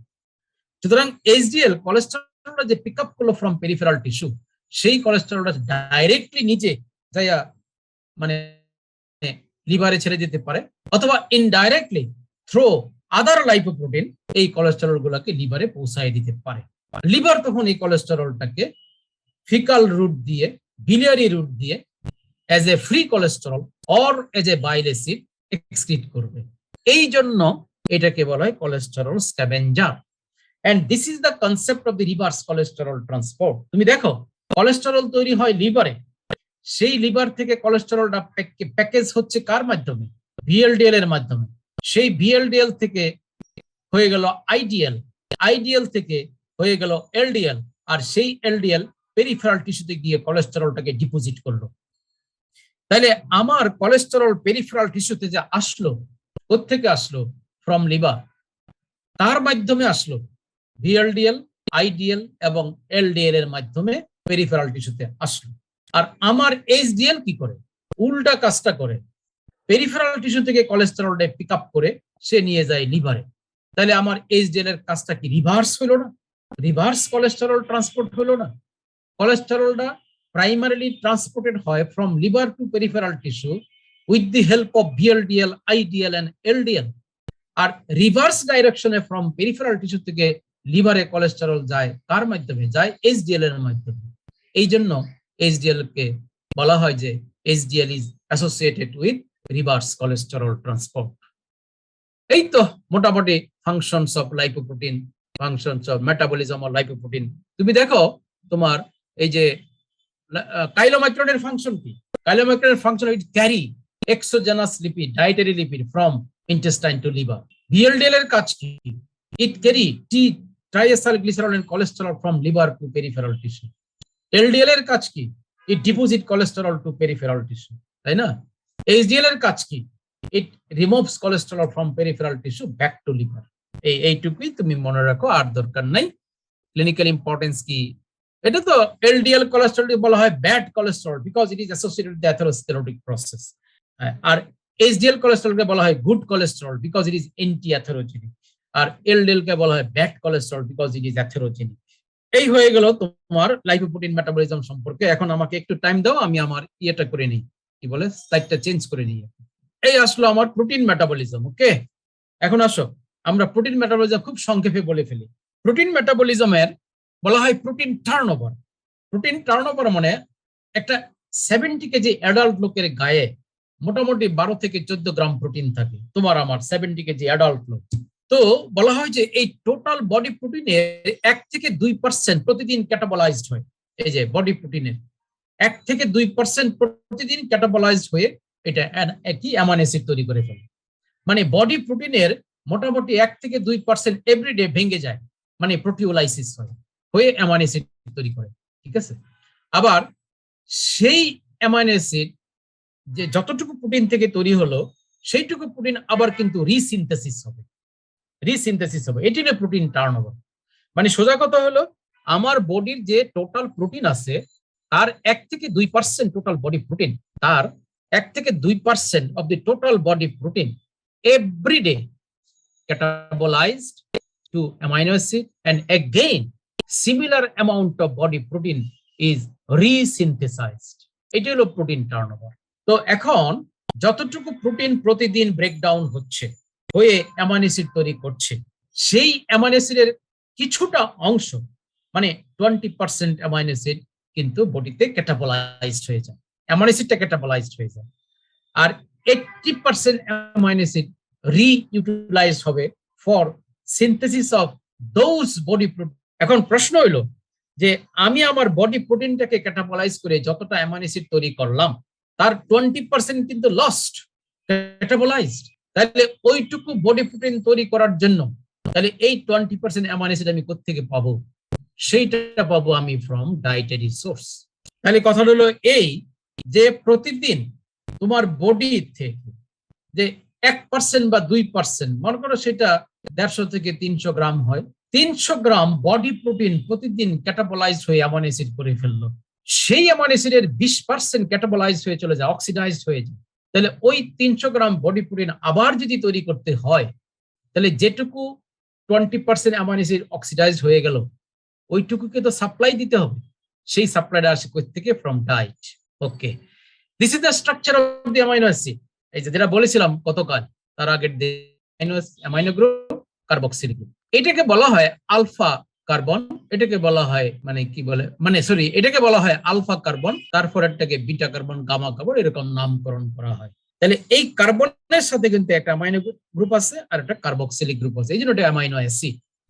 যদি কোনো amination removal of amino group from the amino acid, removal of amino group in the form of ammonia, তখন অ্যামাইনো অ্যাসিডের যে পার্টটা রয়ে গেল মানে remaining part of the amino acid after removal of the amino group from the amino acid, সেই remaining পার্টটার নাম হলো carbon skeleton of the amino acid, অথবা এটাকে বলে কিটো অ্যাসিড। কথাটা বোঝা গেল? তার মানে আমার একটা অ্যামাইনো অ্যাসিডে কি থাকে? একটা কার্বন স্কেলিটন থাকে, মানে একটা এলিফ্যাটিক হাইড্রোকার্বন চেইন থাকবে, তার সাথে একটা অ্যামাইনো গ্রুপ লেগে থাকবে, এই তো। এখন এই অ্যামাইনো অ্যাসিড থেকে যদি আমি অ্যামাইনো গ্রুপটাকে সরিয়ে দিতে পারি বাই দি প্রসেস অফ ডিঅ্যামাইনেশন, তাহলে কি রয়ে গেল? রয়ে গেল শুধুমাত্র কার্বন স্কেলিটনটা, সেটাকে নাম দেয় কিটো অ্যাসিড। তাহলে প্রত্যেকটা অ্যামাইনো অ্যাসিডের তার একটা কার্বন স্কেলিটন আছে বা তার একটা কিটো অ্যাসিড আছে, আর সেই কার্বন স্কেলিটন বা তার কিটো অ্যাসিডটাকে আমি পাবো কখন? যদি সেই অ্যামাইনো অ্যাসিড থেকে অ্যামাইনো গ্রুপটাকে রিমুভ করতে পারি বাই দি প্রসেস অফ ডিঅ্যামাইনেশন, ঠিক আছে। এবার এই অ্যামাইনো অ্যাসিড গুলোকে আমরা গ্রসলি দুইটা ভাগে ভাগ করি, গ্লুকোজেনিক অ্যামাইনো অ্যাসিড আর হলো কিটোজেনিক অ্যামাইনো অ্যাসিড।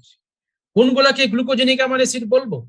যে সমস্ত অ্যামাইনো অ্যাসিডের কার্বন স্কেলিটন থেকে আমরা গ্লুকোজ তৈরি করতে পারি সেগুলোকে বলা হয় গ্লুকোজেনিক অ্যামাইনো অ্যাসিড। আর যে সমস্ত অ্যামাইনো অ্যাসিডের কার্বন স্কেলিটন থেকে আলটিমেটলি আমি অ্যাসিটাইল কোয়ে তৈরি করতে পারি সেগুলোকে বলা হয় কিটোজেনিক অ্যামাইনো অ্যাসিড। হলো শেষ। অ্যাবসলিউট কিটোজেনিক অ্যামাইনো অ্যাসিড হলো দুইটা, লিউসিন এন্ড লাইসিন।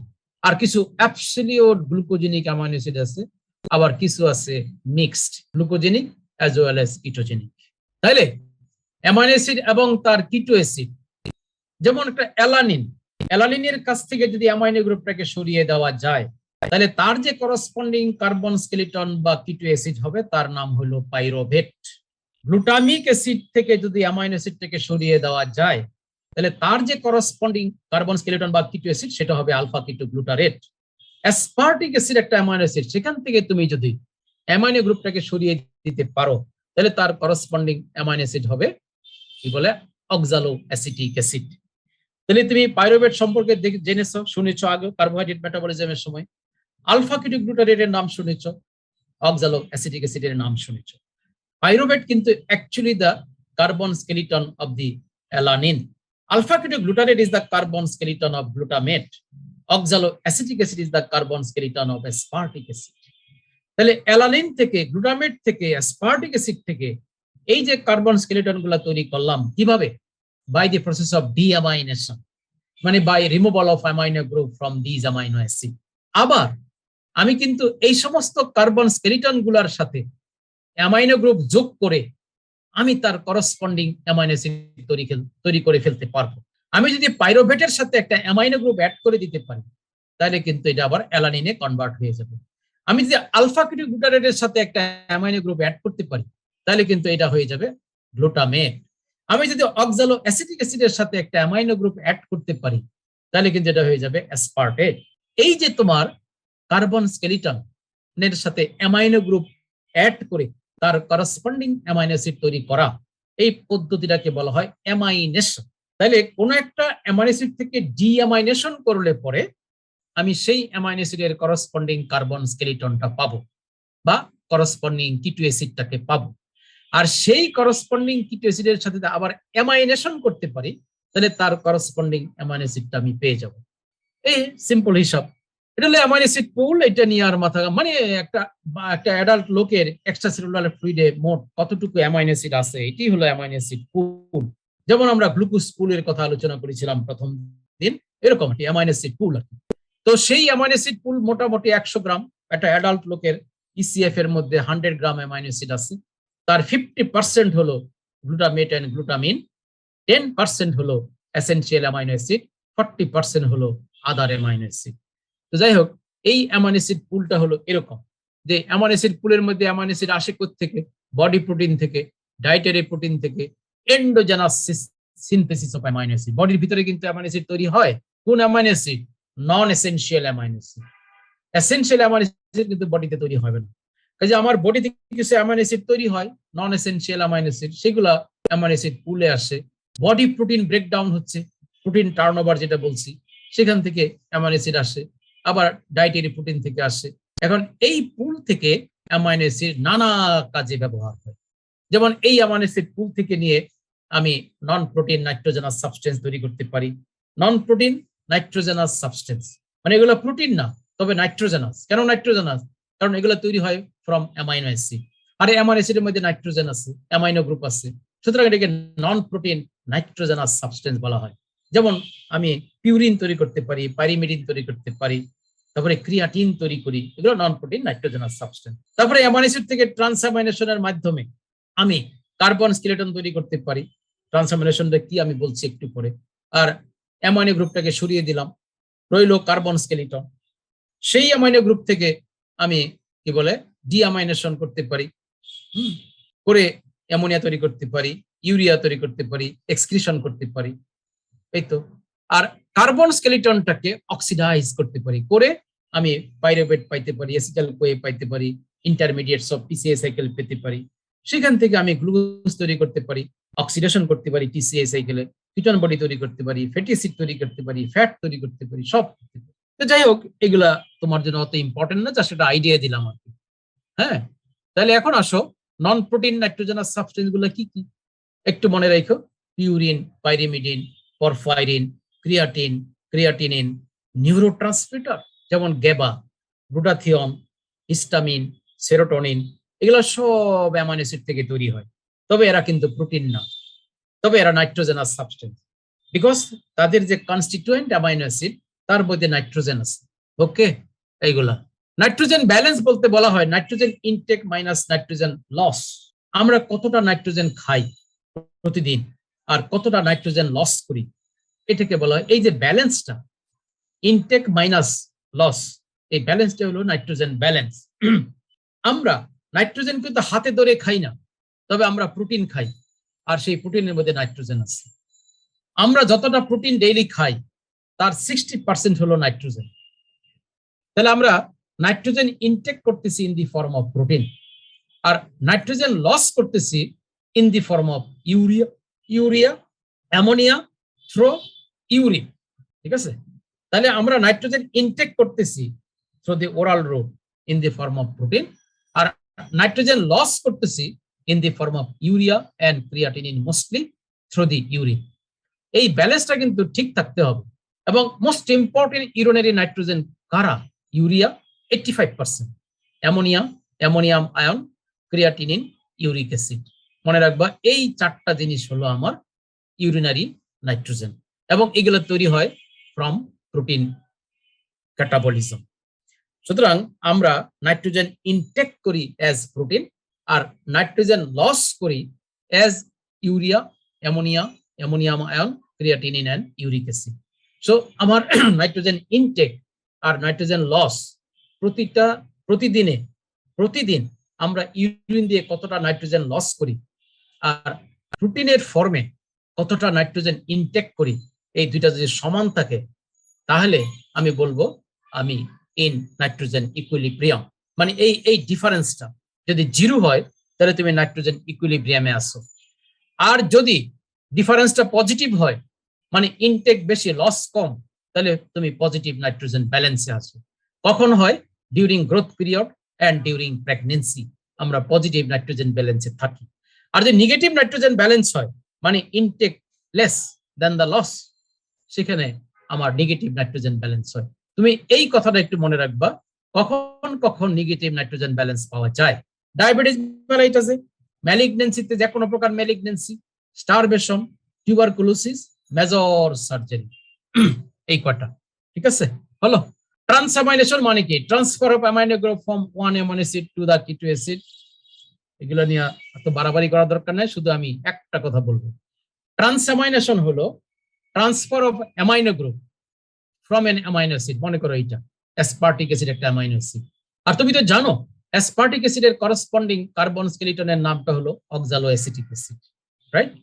এখন এই অ্যাসপার্টিক অ্যাসিড যদি মনে করে যে সে তার অ্যামাইনো গ্রুপটাকে কারোর কাছে ছেড়ে দিবে, তখন সে একটা কিটো অ্যাসিডকে খুঁজে, মানে আরেকটা মানে অ্যামাইনো অ্যাসিডের কার্বন স্কেলিটনকে খুঁজে। যেমন ধরো alpha keto glutarate, this is the carbon skeleton of the glutamate. তাহলে এখন আলফা কিটো গ্লুটারেট করবে কি? অ্যামাইনো গ্রুপটা অ্যাসপার্টিক অ্যাসিডের কাছ থেকে নিয়ে নিবে, নিয়ে সে নিজে হয়ে যাবে তার করসপন্ডিং অ্যামাইনো অ্যাসিড গ্লুটামেট, আর অ্যাসপার্টিক অ্যাসিড অ্যামাইনো অ্যাসিডকে ছেড়ে দিয়ে সে নিজে হয়ে যাবে তার corresponding carbon skeleton, that is অক্সালো acetic acid. এটার নাম ট্রান্সঅ্যামাইনেশন। আর এই ট্রান্সঅ্যামাইনেশনে যে এনজাইমটা লাগে সেটা হলো অ্যাসপার্টেট অ্যামাইনো ট্রান্সফারেজ। একই ঘটনা যদি অ্যালানিনের ক্ষেত্রে ঘটে তাহলে নাম হয় অ্যালানিন ট্রান্সঅ্যামাইনেজ। এই দুইটা এনজাইম আমাদের ক্লিনিক্যালি খুব ইম্পর্টেন্ট, এই জন্য তোমার নামটা বলে দিলাম যে এএসটি আর ALT alanine transaminase, AST aspartate transaminase. These are actually the enzyme that catalyze the transamination process between aspartate and alpha ketoglutarate and between alanine and alpha ketoglutarate. দুই ক্ষেত্রে কিন্তু আলফা কেটোগ্লুটারেট রিসিভ করে অ্যামাইনো গ্রুপ, রিসিভ করে glutamate হচ্ছে। কিন্তু প্রশ্ন হলো কার কাছ থেকে নিচ্ছে অ্যামাইনো গ্রুপ? যদি অ্যাসপার্টেটের কাছ থেকে নেয় তাহলে এনজাইম হবে অ্যাসপার্টেট ট্রান্সঅ্যামাইনেজ, আর যদি অ্যালানিনের কাছ থেকে অ্যামাইনো গ্রুপ নেয় তাহলে নাম হবে অ্যালানিন অ্যামাইনো ট্রান্সফারেজ। এই এতটুকু। ফিচার্স অফ ট্রান্সঅ্যামাইনেশন কি? সাবস্ট্রেট হলো একটা অ্যামাইনো অ্যাসিড আর একটা কিটো অ্যাসিড। প্রোডাক্ট কি? একটা কিটো অ্যাসিড আর একটা অ্যামাইনো অ্যাসিড। কোথায় হয়? লিভারে, কিডনিতে, হার্টে, স্কেলেটাল মাসলে, ব্রেইনে, এইসব জায়গায় হয়।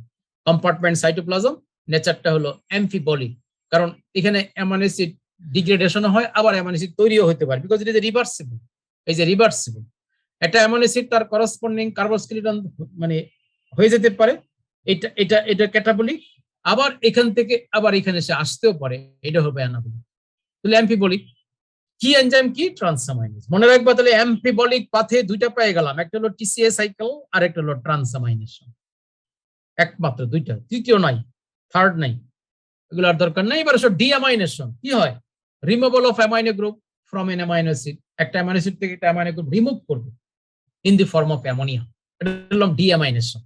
আর সেই ফ্রি অ্যামোনিয়াটা পরবর্তীতে ইউরিয়াতে কনভার্ট হয়ে যাবে ইন দা ইউরিয়া সাইকেল। কিভাবে হয় দেখো, এই যে গ্লুটামেট থেকে ডিঅ্যামাইনেশনের দ্বারা by the enzyme glutamate dehydrogenase amino group চলে গেল অ্যাজ অ্যামোনিয়া, আর তৈরি হলো আলফা কিটোগ্লুটারেট। এখানে একটা কথা বলে রাখি, সকল অ্যামাইনো অ্যাসিড কিন্তু ডিঅ্যামাইনেশন হতে পারে। প্রত্যেকটা অ্যামাইনো অ্যাসিড থেকে কিন্তু by the process of deamination amino group can be removed as ammonia. তবে এই কর্মে সবচেয়ে করিতকর্মা হলো গ্লুটামেট। মানে গ্লুটামিক অ্যাসিড নামের যে অ্যামাইনো অ্যাসিড সেটা। তার জন্য যে enzyme glutamate dehydrogenase, it is highly active এবং র্যাপিডলি গ্লুটামেটকে ডিঅ্যামাইনেট করে আলফা কিটোগ্লুটারেট করতে পারে এবং অ্যামোনিয়া করতে পারে। তাহলে এবার ঘটনাটা কি ঘটে দেখো, এই যে আলফা কিটোগ্লুটারেট হয়ে গেল বাই দি প্রসেস অফ ডিঅ্যামাইনেশন, সে চলে যাবে কোথায়? আরেকটা অ্যামাইনো অ্যাসিডের কাছে গিয়ে বলবে, ভাই তোমার অ্যামাইনো গ্রুপটা আমাকে দিয়ে দাও। দিয়ে দিবে বাই দি প্রসেস অফ ট্রান্সঅ্যামাইনেশন। দিয়ে সে কি হয়ে যাবে? গ্লুটামেট। সেই গ্লুটামেট আবার চট করে চলে আসবে এইখানটায়, এসে আবার গ্লুটামেট ডিহাইড্রোজিনেজ দ্বারা ডিঅ্যামাইনেট হয়ে অ্যামোনিয়া তৈরি করলো।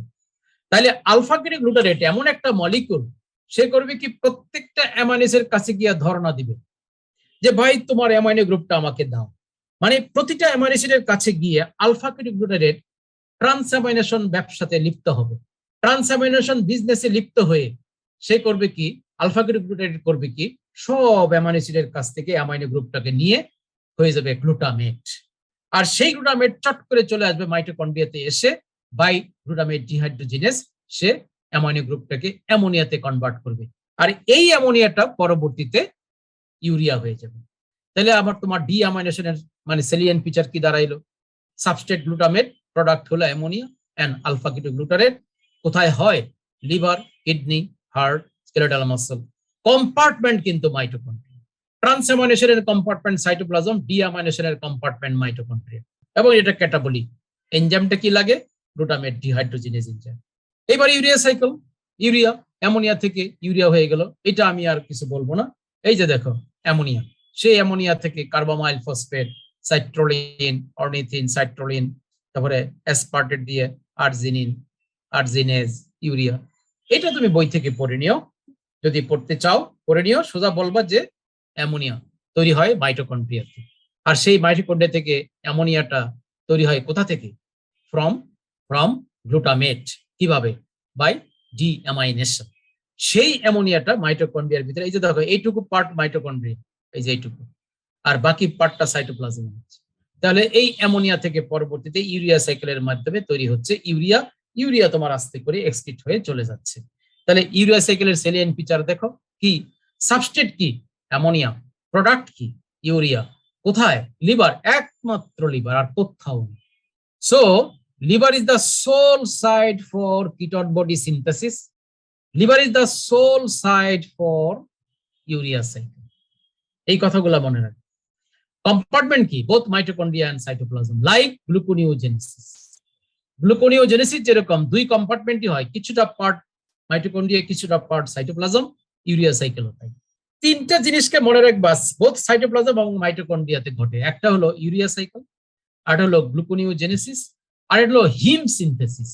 হিমোগ্লোবিনের জন্য হিম যে তৈরি হয়, হিমোগ্লোবিন সিনথেসিস, ওইটা কিছুটা পার্ট মাইটোকন্ড্রিয়া, কিছুটা পার্ট সাইটোপ্লাজম।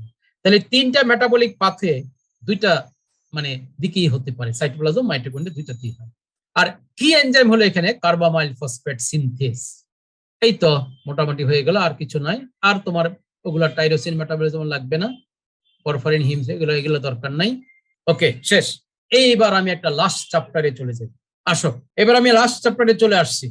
এতক্ষণ যত আলোচনা করলো সব বুঝার সামারাইজ করবো। এবার সামারি, এই চ্যাপ্টারটা তোমরা মনোযোগের সাথে শুনবা। এতক্ষণ যাই শুনছো, যাই বুঝছো, যতটুকু রিটেনশন হলো, ডাজন্ট ম্যাটার। কিন্তু এখন যেগুলো বলবো, এইগুলো থেকে তোমার অনেক প্রশ্ন পরীক্ষায় আসে। ইন্টিগ্রেটেড মেটাবলিজম, যার আরেক নাম মেটাবলিক হোমিওস্ট্যাসিস, মানে objective hormonal regulation of metabolism. Objective hormonal regulation মানে হলো মেটাবলিজমটাকে রেগুলেট করা হবে by hormone to achieve some specific objective. আন্দাজি বিনা কোনো উদ্দেশ্যবিহীন কোনো রেগুলেশন এটা না, উদ্দেশ্য আছে। এটা উদ্দেশ্যকে রিচ করার জন্য হবে, এই জন্য এটাকে বলা হয় অবজেক্টিভ হরমোনাল রেগুলেশন।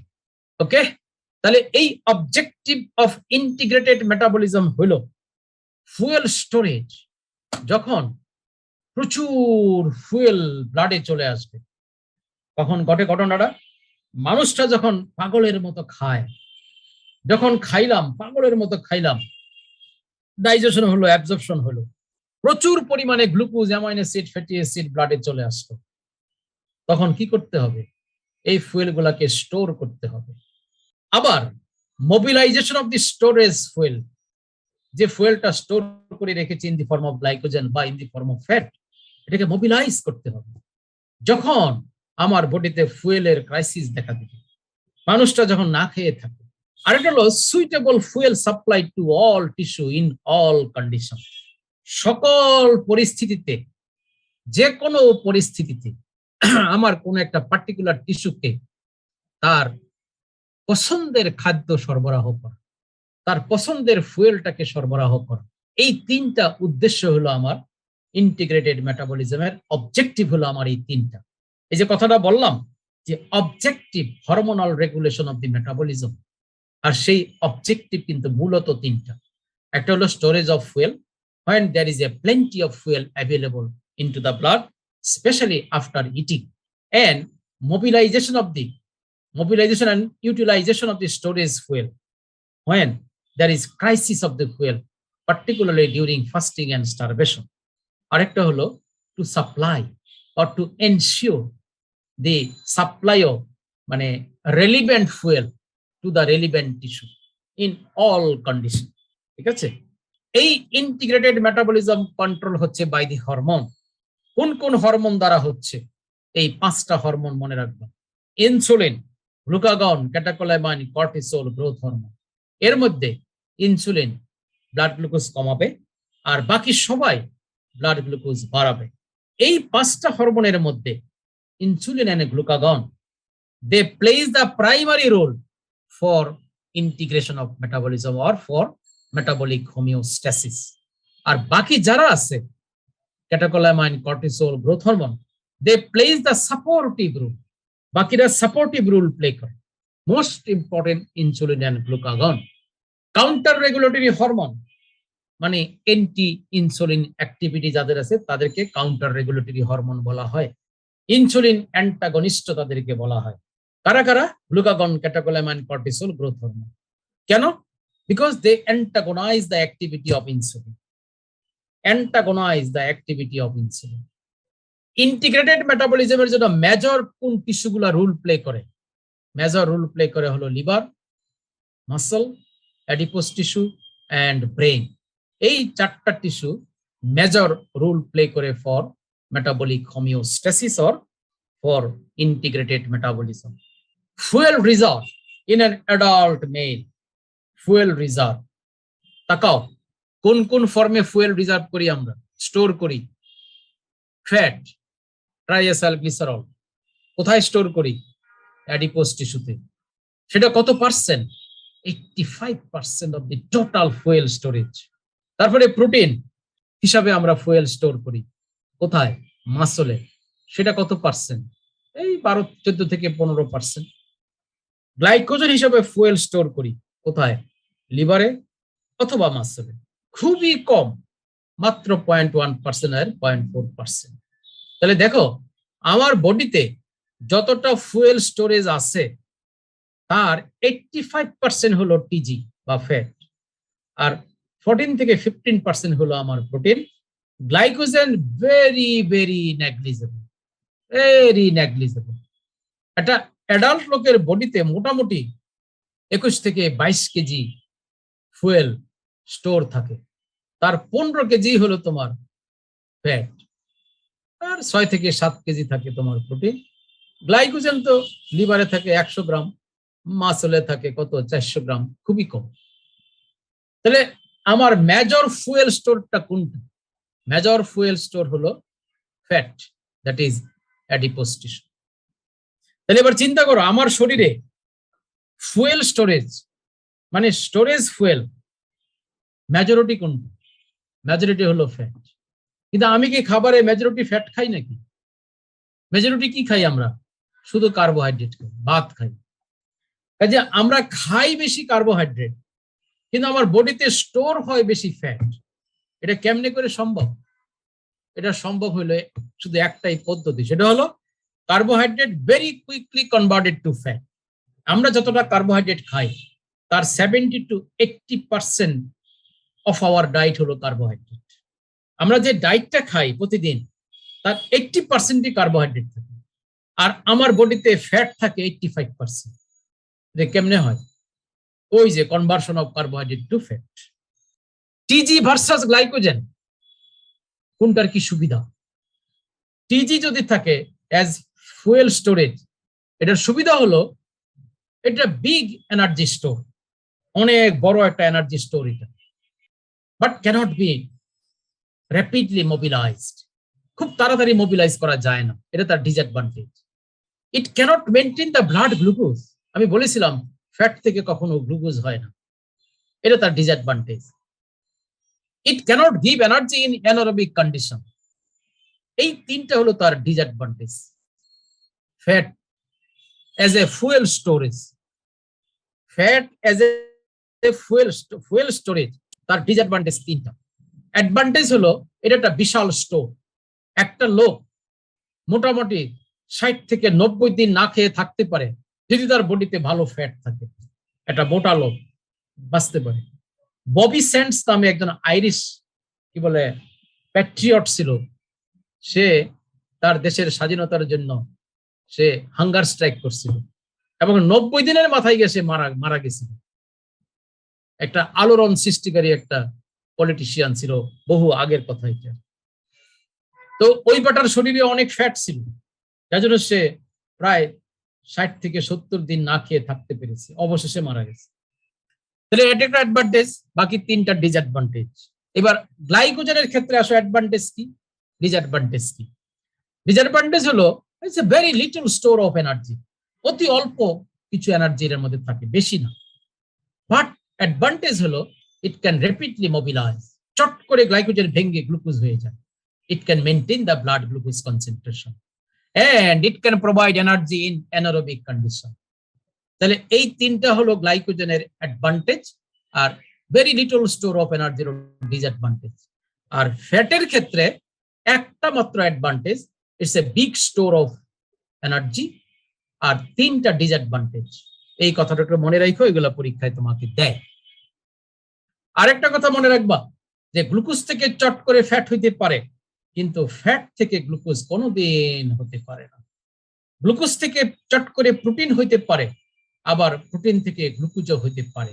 তাহলে প্রোটিন এবং গ্লুকোজের মধ্যে বাই ডাইরেকশনাল রিলেশন, কিন্তু গ্লুকোজ এবং ফ্যাটের সাথে ইউনি ডাইরেকশনাল রিলেশন। প্রোটিন থেকে চট করে ফ্যাট হইতে পারে, কিন্তু ফ্যাট থেকে কখনো প্রোটিন হইতে পারে না।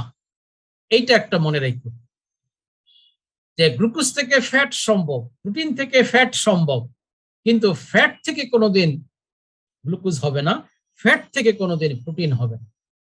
আর গ্লুকোজ এবং প্রোটিনের মধ্যে সম্পর্কটা by directional.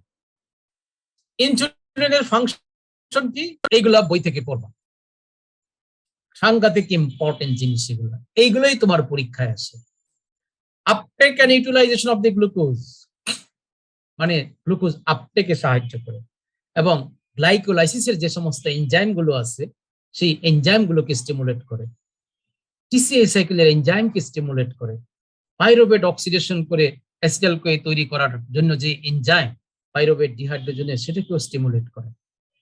So it stimulate the glycolysis, HMP shunt, glycogenesis, lipogenesis, TG synthesis, protein synthesis. আর দুইটা জিনিস, একটা হলো cellular uptake of potassium and generalized growth.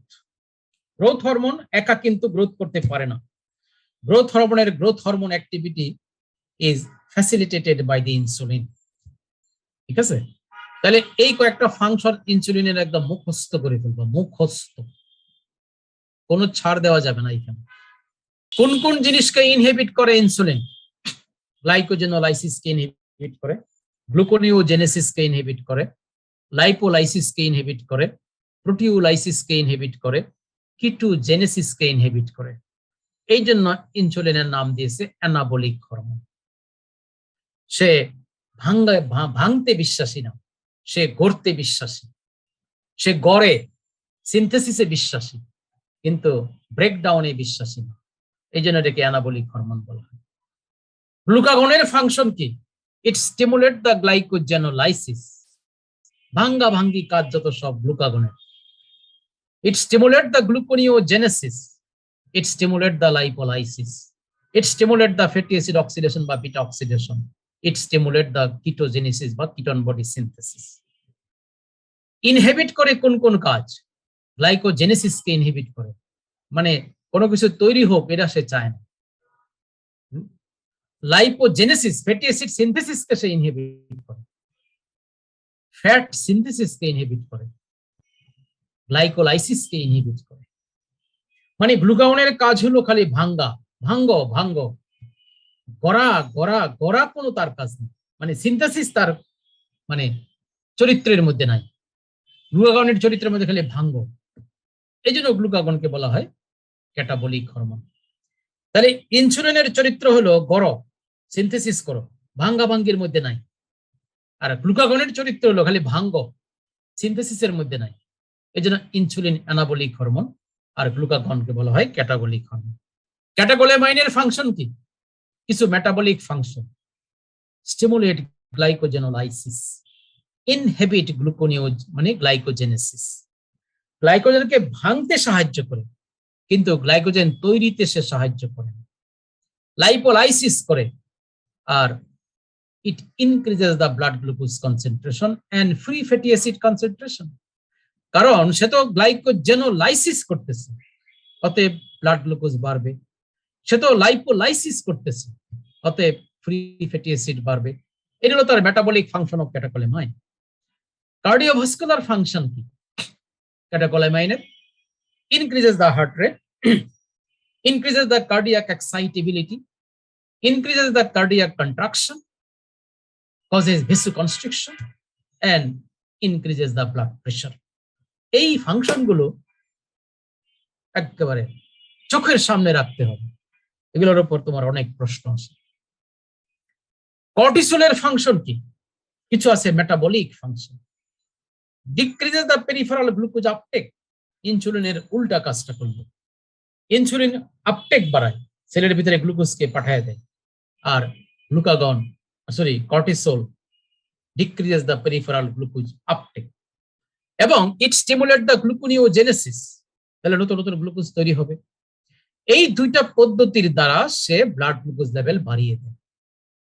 এটাকে বলা হয় অ্যাড্রেনাল ডায়াবেটিস।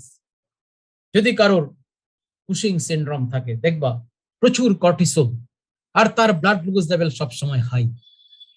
কর্টিসলের কারণে যদি ব্লাড গ্লুকোজ হাই হয় তাহলে এটা কুশিং সিনড্রোম। Adrenal diabetes. বহু লোক আছে ডায়াবেটিস ছিল না, কিন্তু কোনো কারণে হয়তো স্টেরয়েড খায়, কর্টিসল খায়, খেয়ে খেয়ে ডায়াবেটিস বানিয়ে ফেলে। It increases the proteolysis, lipolysis, and increases the plasma free fatty acid concentration. তাহলে আমার কর্টিসল প্রোটিওলাইসিস করে, লাইপোলাইসিস করে, গ্লুকোনিওজেনেসিস করে। যার জন্য কর্টিসল বেশি বেশি থাকলে ব্লাড গ্লুকোজ লেভেল বেড়ে যায়, ব্লাডের অ্যামাইনো অ্যাসিড লেভেল বেড়ে যায়, ব্লাডের ফ্রি ফ্যাটি অ্যাসিড লেভেল বেড়ে যায়। কর্টিসলের মেটাবলিক ফাংশন। আরেকটা হলো permissive effect of cortisol on catecholamine and glucagon. তোমাকে যে গ্লুকাগন এবং ক্যাটাকোলামাইনের যে ফাংশন গুলো আমি বলেছি, এই ফাংশন গুলা কর্টিসল এবং ক্যাটাকোলামাইন এবং গ্লুকাগন ভালোভাবে করতে পারে যদি বডিতে সাফিসিয়েন্ট ক্যাটাকোলামাইন থাকে, আর কর্টিসল থাকে। তাহলে কর্টিসলের মানে ব্যাপারটা হলো very presence of cortisol into the blood facilitate the activity of the catecholamine and glucagon. এটাকে বলা হয় permissive effect of catecholamine and glucagon. দেখা গেছে যে যদি তোমার কর্টিসল ব্লাডে না থাকে, এডিসনস ডিজিজ মনে করো, সেখানে তোমার ক্যাটাকোলামাইন আছে, গ্লুকাগন আছে, কিন্তু তাদের ফাংশন আমরা অপটিমাম অ্যাক্টিভিটি দেখতে পাই না। এটাকে বলে পারমিসিভ ইফেক্ট। মানে কাজটা তুমি করতেছো, তবে আমার প্রেজেন্সে তুমি কাজটা অনেক ভালো করতেছো। যদি এরকম হয়, হ্যাঁ, যেমন আমি ছোটবেলায় পড়তাম টেবিলে, যখন আমার পিতা ঘরে থাকতো তখন আমার পড়াটা খুব অ্যাক্সিলারেট হতো, ভয়ে আতঙ্কে যাই হোক। ঘরে না থাকলে পড়ার রেট কমে যেত। তার মানে কি? এটাই হলো permissive effect. The very presence of my parent, of my father is going to accelerate the rate of my study. এটি হলো পারমিসিভ ইফেক্ট। তারপরে স্ট্রেস ম্যানেজমেন্ট। কর্টিসল তো স্ট্রেস ম্যানেজমেন্টের জন্য একটা ইউনিক হরমোন আমরা দিয়ে থাকি। কিভাবে সে স্ট্রেস ম্যানেজমেন্ট করে? By stimulating gluconeogenesis, by stimulating proteolysis, lipolysis, and maintenance of the ECF volume and blood pressure. Maintenance. Cortisol দিলে ক্যাটাকোলামাইন ভালো কাজ করবে, সুতরাং ব্লাড প্রেশার মেনটেন হবে। কর্টিসল দিলে তোমার ফ্লুইড রিটেনশন হয়, ইসিএফ ভলিউম মেনটেন হয়। কর্টিসলে লাইপোলাইসিস করে এন্ড প্রোটিওলাইসিস করে। লাইপোলাইসিস করে ফ্যাটি অ্যাসিড সাপ্লাই দেয়, আর ফ্যাটি অ্যাসিড তখন during stress it acts as a fuel for the muscle as well as other tissue. Cortisol দিলে পরে প্রোটিওলাইসিস হয়, সেখান থেকে অ্যামাইনো অ্যাসিড আসে, আর সেই amino acid can act as a substrate for gluconeogenesis. আর সেই গ্লুকোনিওজেনেসিস দ্বারা যে গ্লুকোজ তৈরি হইল, that glucose will maintain the blood glucose concentration for optimum activity of the neural tissue during stressful condition. ঠিক আছে? তারপরে অ্যান্টি ইনফ্লামেটরি ইফেক্ট পাওয়া যায়, এগুলো সব stress management. Anti allergic effect আছে, ইমিউনো সাপ্রেসিভ ইফেক্ট আছে, এগুলো সব স্ট্রেস ম্যানেজমেন্ট। আর ফাইনালি তোমার বোন রিজর্পশন। তাহলে কিছু মেটাবলিক ইফেক্ট দেখলাম আমরা কর্টিসলের, আর পারমিসিভ ইফেক্ট দেখলাম, আর স্ট্রেস ম্যানেজমেন্ট দেখলাম বাই দিস মেকানিজম। আর কিছুটা অ্যান্টি ইনফ্লামেটরি ইফেক্ট হয়, সেটাও কিন্তু স্ট্রেস ম্যানেজমেন্টে কাজে লাগে। Anti allergic activity, immunosuppression and bone resorption. বেশি বেশি কর্টিসল দিলে কিন্তু অস্টিওপোরোসিস হয়ে যায়। এই গ্রোথ হরমোনের কাজ কি? It decreases the peripheral glucose uptake like cortisol against insulin. মনে রাখবা, ইনসুলিন একটা হরমোন যেটা পেরিফেরাল টিস্যুর গ্লুকোজ আপটেকে সাহায্য করে, কিন্তু কর্টিসল এবং গ্রোথ হরমোন পেরিফেরাল গ্লুকোজ আপটেককে সাপ্রেস করে, যার জন্য এখানেও ব্লাড গ্লুকোজ লেভেল বেড়ে যায়, বেড়ে গিয়ে ডায়াবেটিস হয়। সেটার নাম pituitary diabetes, because growth hormone comes from the pituitary. তাহলে adrenal diabetes, pituitary diabetes. Adrenal diabetes মানে due to excess presence of cortisol. Pituitary diabetes মানে due to excess presence of growth hormone. আর এমনি diabetes মানে due to absence of insulin. আর কি করে growth hormone? Lipolysis করে, প্লাজমা ফ্রি ফ্যাটি অ্যাসিড বাড়িয়ে দেয়, ফ্যাটি অ্যাসিড অক্সিডেশন বাড়ায়। আরেকটা কি করে গ্রোথ হরমোন? কিটোজেনেসিস করে, মানে কিটোন বডি সিনথেসিস। কোথা থেকে হয়? ওই যে ফ্যাটি অ্যাসিড থেকে। ফ্যাটি অ্যাসিড অক্সিডেশন হইল, কি হবে? অ্যাসিটাইল কোয়ে হবে। সেই অ্যাসিটাইল কোয়ে বেশি বেশি বেশি বেশি তৈরি হচ্ছে, এত বেশি তৈরি হচ্ছে যে টিসিএ সাইকেল সবগুলো অ্যাসিটাইল কোয়ে অক্সিডাইজ করে পারছে না। তার মানে আরো কিছু এক্সট্রা অ্যাসিটাইল কোয়ে থেকে গেল, ওই এক্সট্রা অ্যাসিটাইল কোয়ে থেকে কিটোন বডি তৈরি হয়ে যাবে। এটা হলো কিটোজেনিক ইফেক্ট। তাহলে decrease the peripheral uptake of glucose, increases the blood glucose concentration to make the pituitary diabetes, stimulate the lipolysis and stimulate the ketogenesis.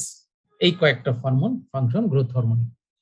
এরপরে আরো আছে, growth hormone increases the cellular uptake of amino acid to facilitate the protein synthesis, and this protein synthesis will ultimately facilitate the growth in general. It reduces the proteolysis. Growth hormone কিন্তু proteolysis করবে না, তাহলে growth হবে না, growth হবে না। and positive nitrogen balance করে, কারণ প্রোটিন পেয়ার করে, তো প্রোটিন তো ক্যাটাবলিজম কম, প্রোটিন সিনথেসিস বেশি, প্রোটিন ব্রেকডাউন কম, অতএব পজিটিভ নাইট্রোজেন ব্যালেন্স। বোন গ্রোথ, বোন মিনারেলাইজেশন এন্ড গ্রোথ ইন জেনারেল, এগুলা একটু মনে রাখো। অনেক কিছু তো আইডিয়া থেকে বোঝা যায়। চয়েস অফ মেটাবলিক ফুয়েল, এটা মনে রাখবা, এটা কিন্তু সাংঘাতিক important. In order of preference, ব্রেইনের জন্য কোনটা এক নম্বর প্রেফারেন্স? কোনটা এক নম্বর? হলো তোমার glucose, second choice ketone body.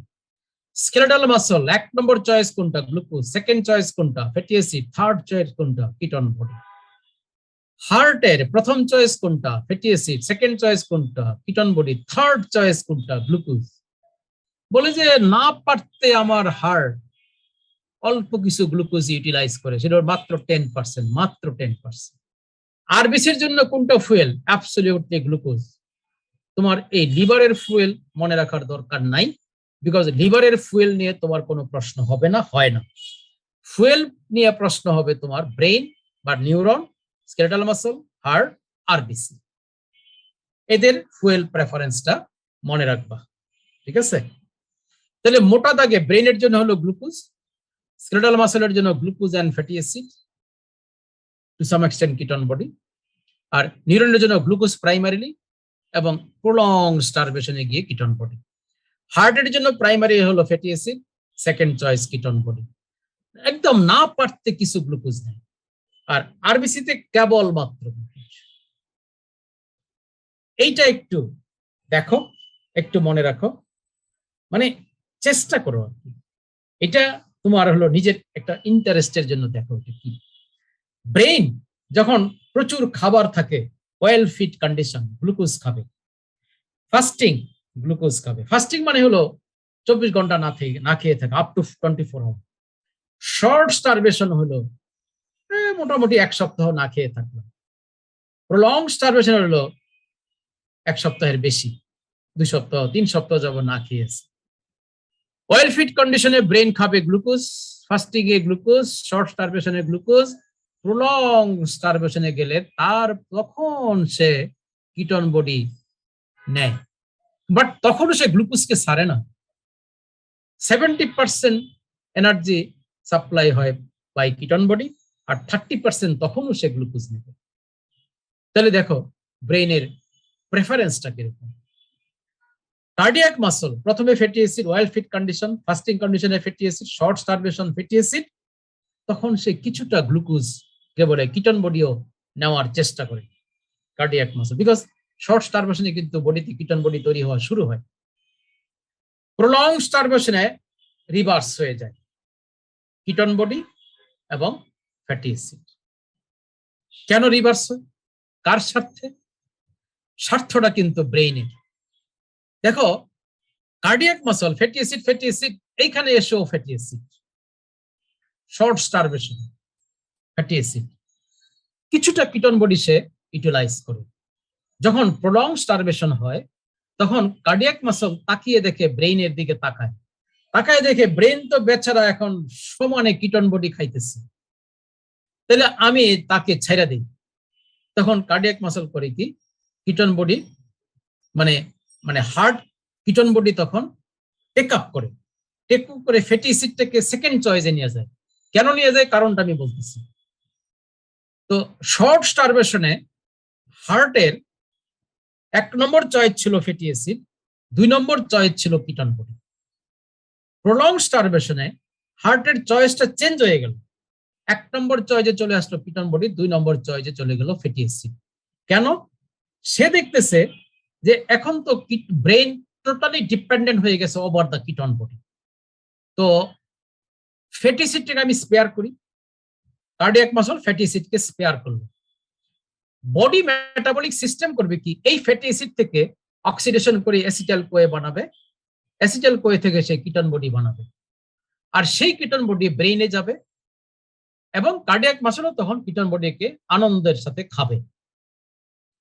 দেখো শেয়ারিংটা কেমনে হইবে।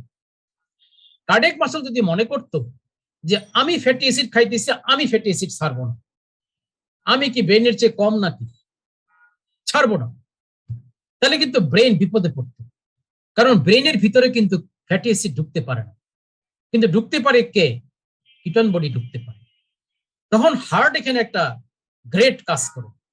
হার্ট চিন্তা করে আমি তো কিটোন বডিও খাইতে পারি, কিন্তু ব্রেইন তো ফ্যাটি অ্যাসিড খাইতে পারে না, তাহলে আমি ফ্যাটি অ্যাসিডটাকে ছেড়ে দেই। যখন ছেড়ে দিল তখন ফ্যাটি অ্যাসিড থেকে কিটোন বডি হইল, আর সেই কিটোন বডি ব্রেইন এবং হার্ট দুইজনে মিলে একসাথে মনের আনন্দে খাইল। এটা হলো অ্যাডজাস্টমেন্ট। এবার যাও স্কেলেটাল মাসল, তার 1 নম্বর চয়েস গ্লুকোজ, যেই না ফাস্টিং শুরু হয়ে গেল সে তার চয়েস চেঞ্জ করে ফেললো, সে ফ্যাটি অ্যাসিড খাওয়া শুরু করলো। গ্লুকোজ তার সেকেন্ড চয়েস, ছেড়ে দিল।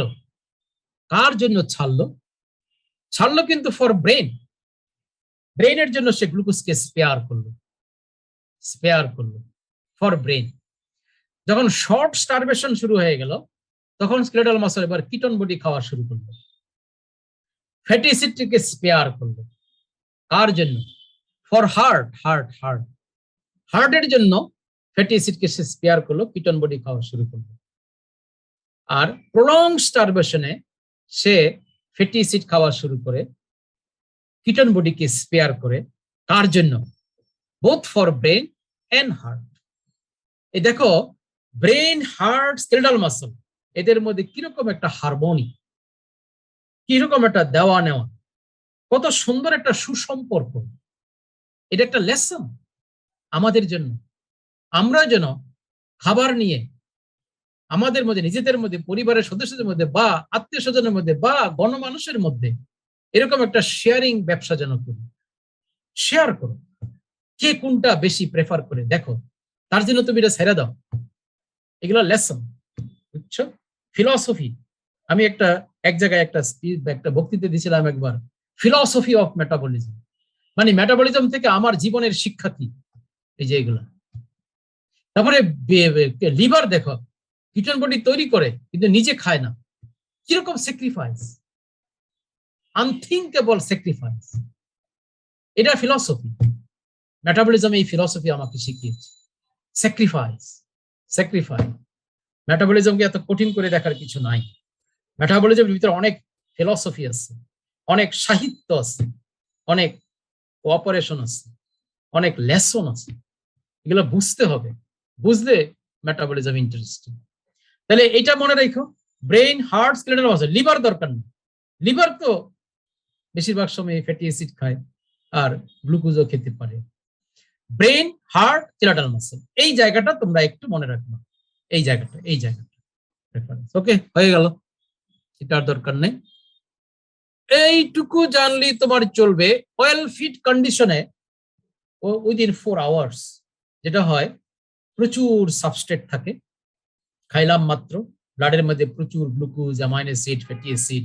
ওকে, তো ইনসুলিন বাড়বে, গ্লুকাগন কমবে, মানে কাউন্টার রেগুলেটরি হরমোন কমে যাবে, বডি অ্যানাবলিক মোডে চলে যাবে, স্টোরেজ অফ ফুয়েল হবে, এটাই। আর এগুলো আর তোমার এত দরকার নেই details. Fasting and starvation objective কি?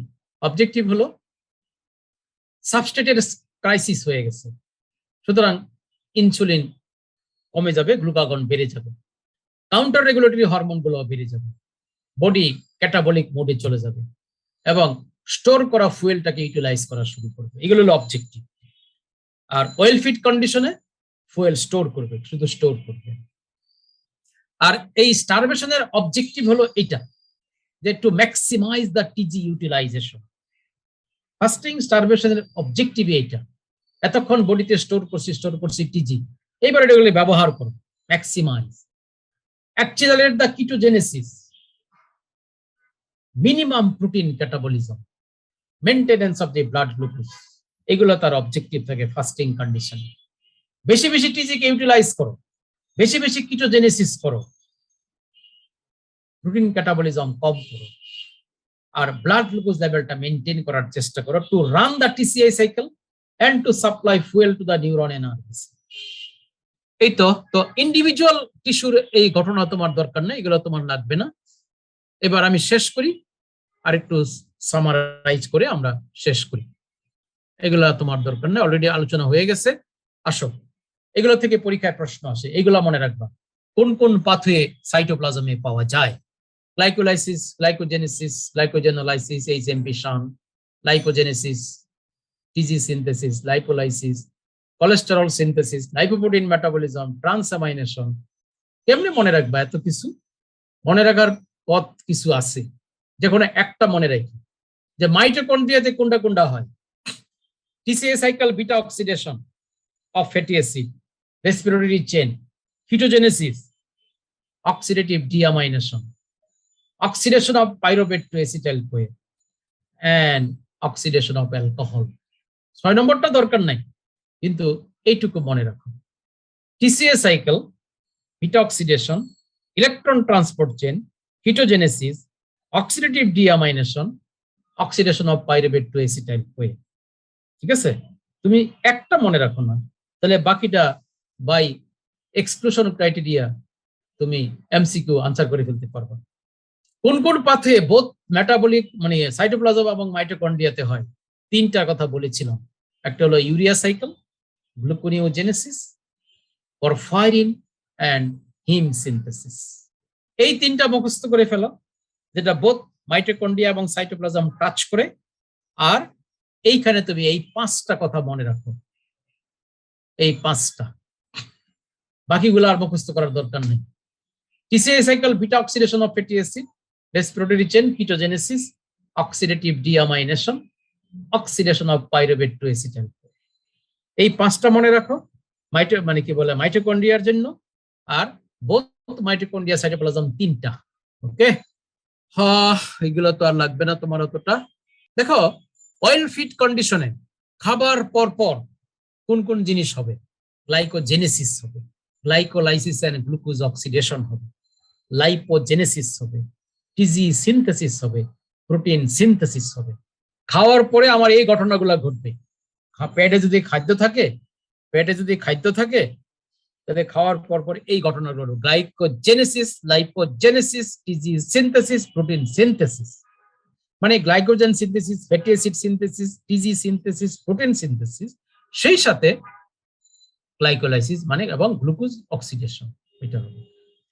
আর ফাস্টিং এন্ড স্টারভেশনে কি হবে? ফাস্টিং এবং স্টারভেশনে কি হবে? গ্লাইকোজেনোলাইসিস হবে, গ্লুকোনিওজেনেসিস হবে, লাইপোলাইসিস হবে, ফ্যাটি অ্যাসিড অক্সিডেশন হবে, কিটোজেনেসিস হবে, প্রোটিওলাইসিস হবে। কারণ এগুলো দরকার, গ্লাইকোজেনোলাইসিস দরকার গ্লুকোজ সাপ্লাই দেওয়ার জন্য। আমি তো ফাস্টিং এ আছি, স্টারভেশনে আছি। গ্লুকোনিওজেনেসিস দরকার গ্লুকোজ তৈরি করার জন্য। লাইপোলাইসিস দরকার ফ্যাটি অ্যাসিড কে সাপ্লাই দিবা, স্টোরেজ ফ্যাট ভাঙ্গা তুমি ফ্যাটি অ্যাসিড সাপ্লাই দিবা ফর এনার্জি। বিটা অক্সিডেশন দরকার। কিটোজেনেসিস দরকার, কিটোন বডি তৈরি করতে হবে, নাহলে প্রলং স্টেজে আমার হার্ট কিটোন বডি কোত্থেকে পাবে, আমার ব্রেন নিউরন কোত্থেকে পাবে। প্রোটিওলাইসিস করতে হবে, কারণ তোমার ওই যে গ্লুকোনিওজেনেসিস কোত্থেকে হবে, from glucogenic amino acid. Fasting and স্টারভেশনে তোমার গ্লুকোজেনিক অ্যামাইনো অ্যাসিড কোত্থেকে আসবে? বেটা তো প্রোটিন খাচ্ছে না, এন্ডোজেনাস বডি প্রোটিন থেকে আসবে।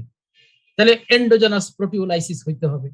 এই যে এইগুলা একটু মনে রাখলো, এগুলো আর অত দরকার নাই। Enzymes activated in fasting, inhibited fasting লাগবে না। এবার লাস্ট স্লাইডটা আমি তোমাকে বলে শেষ করে দিচ্ছি। কি এনজাইম, রেট লিমিটিং এনজাইম নিয়ে মাঝে মধ্যে প্রশ্ন আসে, যেমন এইটা আসে তোমার, গ্লাইকোলাইসিসের রেট লিমিটিং এনজাইমটা কি? ফসফোফ্রুক্টোকাইনেজ। গ্লুকোনিওজেনেসিসের তোমার কি এনজাইম, রেট লিমিটিং এনজাইম গুলা কারা? চারটা এনজাইম বলেছিলাম, pyruvate carboxylase, phosphoenol pyruvate carboxykinase, fructose 1,6 bisphosphatase, glucose 6 phosphatase. HMP শান্টের রেট লিমিটিং এনজাইম কি? G6PD। গ্লাইকোজেনেসিসের রেট লিমিটিং এনজাইম কি? Glycogen synthase. গ্লাইকোজেনোলাইসিসের জন্য কি? Glycogen phosphorylase. লাইপোজেনেসিস মানে ফ্যাটি অ্যাসিড সিনথেসিসের জন্য রেট লিমিটিং এনজাইমটা কি? Acetyl CoA carboxylase. ট্রাইগ্লিসারাইড সিনথেসিসের জন্য কি? Glycerol 3 phosphate acyl transferase. লাইপোলাইসিসের জন্য কোনটা? Hormone sensitive lipase. বিটা অক্সিডেশনের জন্য কোনটা? Carnitine acyl transferase. কিটোজেনেসিসের জন্য কোনটা? এইচএমজি কোয়ে সিনথেজ। কোলেস্টেরল সিনথেসিসের জন্য কোনটা? এইচএমজি কোয়ে রিডাক্টেজ। ইকোসানয়েড সিনথেসিসের জন্য কোনটা? Phospholipase A2। ট্রান্সঅ্যামাইনেশনের জন্য কোনটা? ট্রান্সঅ্যামাইনেজ। ইউরিয়া সাইকেলের জন্য কোনটা? কার্বামাইল ফসফেট সিনথেজ। All done. কেমন লাগছে এখন মেটাবলিজম? অল ডান, সব শেষ। এখনো কি সেই হরর শোর মতো লাগছে, নাকি এমন লাগছে? আশা করি এমন লাগছে, আশা করি। ঠিক আছে, শেষ। এবার তোমার কাছ থেকে প্রশ্ন আমি ইনভাইট করছি। আপনাদের যদি কোনো কোশ্চেন থাকে তাহলে কোশ্চেন করতে পারেন।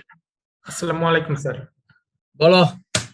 স্যার ডিঅ্যামাইনেশন অনেক সময় অক্সিডেটিভ ডিঅ্যামাইনেশন বলা হয় স্যার, এটা একটু জানতে চাচ্ছিলাম।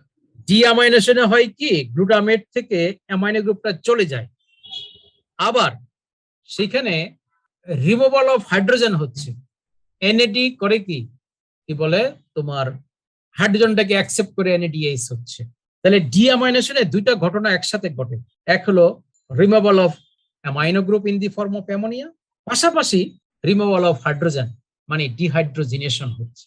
ডিহাইড্রোজিনেশন is the oxidation, removal of hydrogen মানে অক্সিডেশন।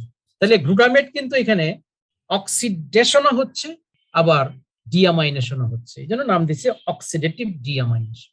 স্যার আরেকটু স্যার নন প্রোটিন নাইট্রোজেনাস সাবস্টেন্সটার ডেফিনেশনটা স্যার আবার একটু বললে, মানে তখন মিস করছি একটু। নন প্রোটিন নাইট্রোজেনাস সাবস্টেন্স কথার অর্থ হলো জিনিসগুলো তৈরি হবে অ্যামাইনো অ্যাসিড থেকে। আমরা জানি অ্যামাইনো অ্যাসিড থেকে প্রোটিন তৈরি হয়, পেপটাইড তৈরি হয়, এবং অ্যামাইনো অ্যাসিডের গায়ে কিন্তু নাইট্রোজেন আছে, তো বলেছি তোমাকে।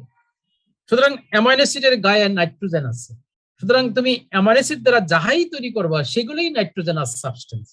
তবে যেগুলো প্রোটিন নয় সেগুলো নাম দিবা নন প্রোটিন নাইট্রোজেনাস সাবস্টেন্স। এইটাই তো কথাটা। নন প্রোটিন নাইট্রোজেনাস সাবস্টেন্স গুলো হচ্ছে ফ্রম অ্যামাইনো অ্যাসিড, তাদের মধ্যে নাইট্রোজেন আছে কিন্তু এগুলো প্রোটিন না, non protein but nitrogenous because it is produced from amino acid.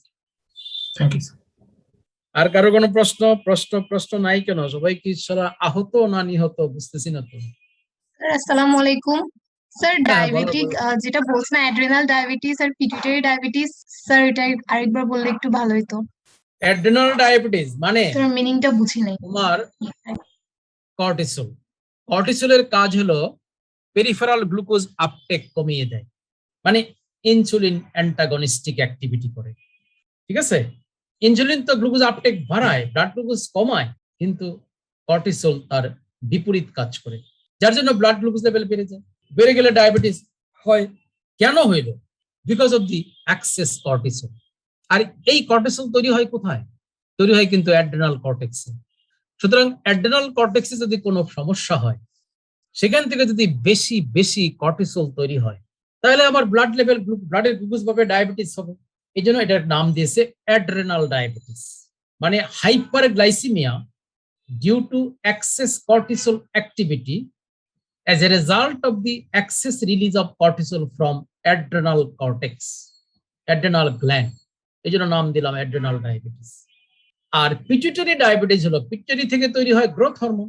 Growth hormone একই কাজ করে, মানে পেরিফেরাল টিস্যু বা সেলগুলার গ্লুকোজ আপটেক কমিয়ে দেয়, অ্যান্টি ইনসুলিন অ্যাক্টিভিটি করে। তো হাইপারগ্লাইসিমিয়া হবে, ডায়াবেটিস হবে। তো এই ডায়াবেটিসটা হলো কেন? Because of the excess growth hormone. এই এক্সেস গ্রোথ হরমোন আসলো কোথেকে? ফ্রম দি পিটুইটারি, এই জন্য নাম দিবা পিটুইটারি ডায়াবেটিস। এই তো। Thank you sir. Any other question? Anybody any question? তাড়াতাড়ি বলো, আমরা শেষ করব। স্যার হ্যাঁ বলো। একটা মানে অ্যাডভাইস চাচ্ছি, আমরা যারা টিচার আর কি, মানে এমবিবিএস লেভেলে যারা পড়াই, মানে মেটাবলিজমটা আমরা কিভাবে আসলে করবো, একটা অ্যাডভাইস দিলে ভালো হয়, কিভাবে স্টুডেন্টদের পড়াবো। এই 3 দিন আমি যেভাবে পড়াইছি এইভাবেই পড়াইবা। এটা আবার নতুন কি? তুমি কি দেখো না এই 3 দিন কিভাবে পড়াইছি? আমি কি ছাত্রদের তোমাদেরকে নিয়ে স্ট্রাকচারের ভিতরে ঢুকছি? না কোনোদিন মেটাবলিজম ছাত্রদেরকে পড়াবা, স্ট্রাকচার নিয়ে কাটাকাটি করবো না। খালি কোনো একটা জিনিসের স্ট্রাকচার যদি দেখাইতে চাও, দেখায় বলবো যে এই যে দেখো, এটা দেখতে এরকম, বাস শেষ। আর এটার ভিতরে ঢুকাবো। আর কোন একটা মেটাবলিক পাথের মধ্যে অসংখ্য স্টেপ থাকে, অসংখ্য এনজাইম থাকে। কোনোদিন ছাত্রকে বলবা না যে বলো প্রতিটা স্টেপে কোন কোন এনজাইম লাগে, এটা কোনোদিন ছাত্রকে জিজ্ঞেস করবে না। এনজাইম নিয়ে আর কোনো কথাই করবে না, শুধুমাত্র রেট লিমিটিং এনজাইমটা কোনটা সেটা বলবা, এর বাইরে একটা কথা বলবে না। সুতরাং তোমার আর ওই যে সেলিয়েন্ট ফিচার, প্রত্যেকটা মেটাবলিক পাথওয়ের যে সেলিয়েন্ট ফিচারটা আছে, এইটা তাদেরকে একদম মাথায় ঢুকাইয়ে দিবে যে এটা হলো সেলিয়েন্ট। এতটুকু তোমাকে জানতে হবে যে এক একটা মেটাবলিক পাথের সাবস্ট্রেট কি, মানে ঢুকতেছে কি, প্রোডাক্টটা কি, ঠিক আছে, রেট লিমিটিং এনজাইমটা কি, তারপরে এখানে কি বলে তোমার কোথায় হয়, কোন কোন টিস্যুতে হয়, কোন কম্পার্টমেন্টে হয়, সাইটোপ্লাজম না মাইটোকন্ড্রিয়া, এবং তার নেচারটা কি। এন্ড ফাইনালি কোন কোন হরমোন এটাকে স্টিমুলেট করে, কোন কোন হরমোন এটাকে সাপ্রেস করে, জাস্ট এতটুকু। এইটুকু শুধু ফার্স্ট ইয়ার সেকেন্ড ইয়ারের ছাত্রদেরকে দিবা, এর বাইরে কোনো কিছু দিবা না। আরেকটা কথা, কোনোদিন ছাত্রদেরকে এই সমস্ত মেটাবলিক পাথওয়ের স্ট্রাকচার নিয়ে মাথা ঘাটাঘাটি করতে বলবো না। কোনোদিন ছাত্রকে বলবো না যে হারপার পড়ো, নো, এইটা যেন কখনো না। Harper is not the book for the first year second year student. You as a doctor, as a teacher, Harper হজম করতে তোমার 12টা বেজে যাবে। হারপার হলো এমন একটা কঠিন বই, এত টাফ একটা কঠিন বইকে তুমি কোন আক্কেলে একটা ফার্স্ট ইয়ার সেকেন্ড ইয়ার একটা শিশু বাচ্চাকে তুমি অ্যাডভাইস করবা পড়ার জন্য? যদি অ্যাডভাইস করো তাহলে ওই বাচ্চা আইদার পাগল হবে অথবা ছাগল হবে, সাইকিয়াট্রিক ডিসঅর্ডারে ভুগবে। তোমার কোনো রাইট নাই এটা ফার্স্ট ইয়ারের বাচ্চাকে সাইকিয়াট্রিক ডিসঅর্ডারের দিকে ঠেলে দাও। এই কথাগুলো মনে রাখো। বহু পাগল টিচার আছে আমি দেখেছি আমার সাবজেক্টে বায়োকেমিস্ট্রিতে, ছাত্রদেরকে জোর করে হারপার কিনায় হারপার পড়ায়। একদিন এরকম এক টিচারকে আমি সামনে পেয়ে তাকে ধরছিলাম, আপনি নিজে কোনোদিন হারপার পড়ে হারপার লেখাপড়া করে পাস করছেন? আমি নিজের চোখে দেখেছি, এরকম ভাবে বলছিলাম, আমি নিজের চোখে দেখেছি আপনাকে এমফিল পোস্ট গ্রাজুয়েট লেভেলে সেলিম রেজার গাইড করতে মেটাবলিজম। লজ্জা করে না আপনার একটা ফার্স্ট ইয়ার সেকেন্ড হারপার করতে বলা, জোর করে তাদেরকে হারপার কিনা? আপনি নিজে পড়াবেন। আমি যতদিন আন্ডার গ্রাজুয়েটে ক্লাস করেছি, আন্ডার গ্রাজুয়েটে যতদিন আমি ছিলাম, আমার স্ট্র্যাটেজি ছিল ছাত্ররা জিজ্ঞেস করতো স্যার কোন বই পড়বো, আমি বললাম তোমাদের জন্য কোনো বই নাই। ছাত্ররা তো অবাক তাকায় থাকতো আমার দিকে। বলে তোমাদের জন্য বায়োকেমিস্ট্রির কোনো বই নাই, বাদ, শুধুমাত্র আমার লেকচার পড়বা, আর কিচ্ছু না। তবে একটা বই তোমাকে রেফারেন্স দেব, সেটা হলো লিপিনকট। এর বাহিরে একটা বইও না। তুমি নিজে পড়ো, কঠিন কঠিন বই পড়ো, পড়ে জিনিসটাকে সহজ করো, সহজ করে ছাত্রকে দাও। আর লিপিনকট বইটাকে রেফারেন্স হিসেবে রাখতে বলবা। লিপিনকটের বইয়ের কতগুলো সুন্দর সুন্দর চমৎকার ছবি আছে, ছবিগুলো দেখতে বলবা। এতটুকু। কোনোদিনও ছাত্রদেরকে হারপারের ভিতরে ঢুকাবে না, একেবারেই না। যদি ঢুকাও এটা তোমার জন্য একটা ক্রাইম, তোমার জন্য একটা ক্রাইম। আমার মনে আছে আমার ছাত্র জীবনের কথা, গ্রে অ্যানাটমি পড়তে পড়তে পাগল হয়ে গেলাম, অ্যানাটমি পাগল হয়ে গেলাম।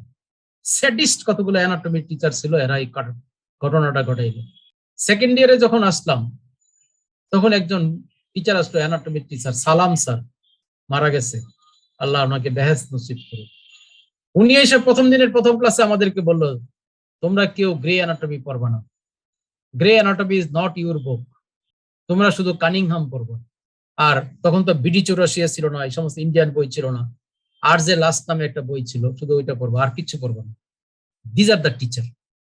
অথচ আমাদেরকে গ্রে অ্যানাটমির ভিতরে ঢুকাইয়া একটা বছর যে কষ্টটা দিছে, কোনো দরকার নেই এই সমস্ত।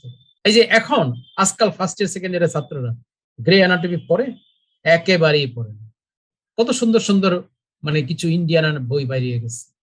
এই যে ইন্ডিয়ান বইগুলা পড়ে অ্যানাটমি, কি 84 আরো জানি কি কি আছে, আমি তো দেখেছি এই বইগুলা যে তথ্যগুলা তারা একদম টোটালি নিয়েছে from grey anatomy. Grey anatomy বই থেকে তারা তথ্যগুলা এক্সট্রাক্ট করে যেটুকু তথ্য আন্ডার গ্রাজুয়েটের দরকার ওইটুকু দিয়ে বইটা করেছে। তোমার কাজ তো ওইটাই, তুমি এজ এ টিচার তোমার কাজ এতটুকু, বড় বড় বই পড়বা, কঠিন কঠিন বই পড়বা, তথ্য কালেক্ট করবা, সেই তথ্যগুলা অতি সহজ পদ্ধতিতে কিভাবে ছাত্রকে দেওয়া যায় সেটা করবা, এবং ইন্টারেস্টিং ওয়েতে কিভাবে দেওয়া যায়। মেটাবলিজম, আমি তো যখন একটা ছাত্রকে জিজ্ঞেস করি বলো তো ফার্স্ট ইয়ার সেকেন্ড ইয়ারে কোন সাবজেক্টটা সবচেয়ে কঠিন লাগছে, মোটামুটি 100-তে 100 জন ছাত্র বলে যে স্যার বায়োকেমিস্ট্রি। কেন এই কথাটা বলবে? I was in undergraduate medical education from 98 থেকে 2004 পর্যন্ত সলিমুল্লাহ মেডিকেল কলেজে, 5টি বছর, প্রায় 6টা বছর। সলিমুল্লাহর তখন কি বলে 25তম ব্যাচ থেকে আমি তাদেরকে পেয়েছি, 25তম ব্যাচ। 25 থেকে 31 পর্যন্ত, তুমি এই 25 থেকে 31 পর্যন্ত সলিমুল্লাহ মেডিকেল কলেজের যে ছাত্রগুলো ছিল, যদি কোনোদিন রাস্তাঘাটে পথে ঘাটে দেখা হয়, শুধু জিজ্ঞাসা করে তো যে তাদের কি বায়োকেমিস্ট্রি কঠিন লাগছে কিনা, বা কোন সাবজেক্টটা সবচেয়ে ভালো লাগছে। আমি একেবারে জোর গলায় বলতে পারি, প্রতিটা ছাত্র বলতে বাধ্য যে বায়োকেমিস্ট্রিকে সবচেয়ে আরামদায়ক সাবজেক্ট লাগছে, পছন্দের সাবজেক্ট লাগছে, rather than anatomy and physiology. কাজে it is you who can make the subject presentable and palatable. কোনোদিনও ছাত্রদেরকে, একজন টিচারের কাজ কি, টিচারের কাজ তো to act as A catalyst, কঠিন কঠিন তথ্যকে সহজ করে ছাত্রকে গিলায় দেওয়া, ছাত্ররা যেন গিলতে আরাম পায়, নিতে আরাম বোধ করে। তোমার টিচারের কাজ তো এটাই, যদিও আজকাল ওরকম টিচারের সংখ্যা কমে গেছে, নাই অলমোস্ট নাই, টিচারই নাই, তুমি করতে কি করবো। যাই হোক, আর কোনো প্রশ্ন কারোর? স্যার Thank you, আসসালামু sir. আলাইকুম। আচ্ছা বলো। স্যার বলছিলেন বায়োস্ট্যাটিস্টিক্স এর একটা ওয়ার্কশপ হলে ভালো হয় স্যার। বায়োস্ট্যাটিস্টিক্স আমরা খুবই খারাপ। আমরা একটা ওয়ার্কশপ করব, কারণ সামনে এফসিপিএস পরীক্ষা আছে তো। জি স্যার। এফসিপিএস পার্ট 1 পরীক্ষা আছে, আমরা দেখি ওই ডিসেম্বরের ফার্স্ট উইকের দিকে বা সেকেন্ড উইকের দিকে। ডিসেম্বরের ফার্স্ট উইকে আমি একটু যশোরে যাব, যশোর আর্মি মেডিকেল কলেজে আমার একটা প্রোগ্রাম আছে 2-3 দিনের, ওখান থেকে এসে একটা করব। তো এটা আমি ওদের সাথে কথা বলে ঠিক করব, এবং ওইখানে আমি এইবার কতগুলা প্রায় 50-60টার মতো এমসিকিউ বা 50-60টার মতো এসিকিউ আমরা এবার একটু কোশ্চেন বেসড আলোচনা করার চেষ্টা করব বা স্ট্যাটিস্টিক্স এর, এটা করব। জি sir, okay, thank you sir. আর কারোর কোনো প্রশ্ন?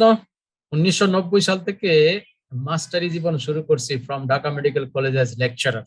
আজকে 31 বছর চলছে, 31 বছর যাবত তো এই কাজই করতেছি। আমি জানি আমার ছাত্রদের পালস, আমি বুঝি আমার ছাত্র কোনটা চায় এবং কিভাবে চায়। তো যারা তোমরা শিক্ষক হতে মানে আছো বা হবা, জিনিসগুলো ওইভাবে চিন্তা করবে, ছাত্রদের পালস বোঝার চেষ্টা করবে এবং কিভাবে প্রেজেন্ট করলে ছাত্ররা জিনিসটা বুঝবে সহজে, ওই জিনিসগুলো তুমি আয়ত্ত করো, তাহলে নিজেরও বেনিফিট, ছাত্রদেরও বেনিফিট। ঠিক আছে, আর কোনো প্রশ্ন কারোর? যদি না থাকে তাহলে আমরা শেষ করতে পারি নাকি? জি স্যার, আপনাদের যদি আর কোনো কোশ্চেন থাকে তাহলে তাড়াতাড়ি করতে পারেন। মনে হচ্ছে কোশ্চেন নেই। ইনশাল্লাহ মেটাবলিজম নিয়ে আমরা স্যার অনেক সুন্দরভাবে 3 দিন আমাদেরকে যেভাবে গাইডলাইন দিয়েছে, আশা করি আমাদের লেকচার গুলো সেভ থাকবে আমাদের গ্রুপ অথবা আমাদের ওয়েবসাইটে, আপনারা বারবার দেখে নিতে পারবেন। তারপরে যদি কোনো সমস্যা হয় আমাদেরকে জানালে আমরা স্যারের সাথে যোগাযোগ করে হয়তো কোশ্চেন থাকলে অ্যান্সার দেওয়ার চেষ্টা করবো ইনশাল্লাহ। এবং স্যার এর জন্য সবাই দোয়া করবেন, আল্লাহ তাআলা যেন স্যারকে নেক হায়াত দান করুক। আমার জন্য এবং দোয়া করবো আমাদের- সবাই। এখন বাজে প্রায় 10টা, আর 2 ঘন্টার মধ্যে, এখন থেকে আর 2 ঘন্টার মধ্যে আমার বয়স 62 কমপ্লিট হবে। এখন Happy থেকে 2 birthday, ঘন্টা sir. পরে happy birthday sir. Happy birthday sir. 63 বছরে পদার্পণ করব। সুতরাং সবাই আমার জন্য দোয়া করো, যেন আরো কিছুদিন তোমাদের সাথে থাকতে পারি। সো স্যার তাহলে আপনাকে আজকে রাজশাহীতে আমন্ত্রণ জানাইলাম স্যার। ওকে, আসবো ইনশাল্লাহ। রাজশাহীতে যাব জানুয়ারিতে, জি নেক্সট স্যার, জানুয়ারিতে একটা প্রোগ্রাম করব, সেখানে আন্ডার গ্রাজুয়েটের ফার্স্ট প্রফ এক্সামিনেশনের একটা প্রোগ্রাম থাকবে। সেই সাথে রাজশাহী মেডিকেল কলেজের যারা এমডিএমএস এর স্টুডেন্ট আছে তাদের সাথে আমার এই বায়োকেমিস্ট্রি এবং বায়োস্ট্যাটির উপর একটা প্রোগ্রাম করব। 7 দিনের একটা সফরে যাব আগামী জানুয়ারিতে, যদি আল্লাহ বাঁচিয়ে রাখে। জি স্যার, ইনশাআল্লাহ স্যার।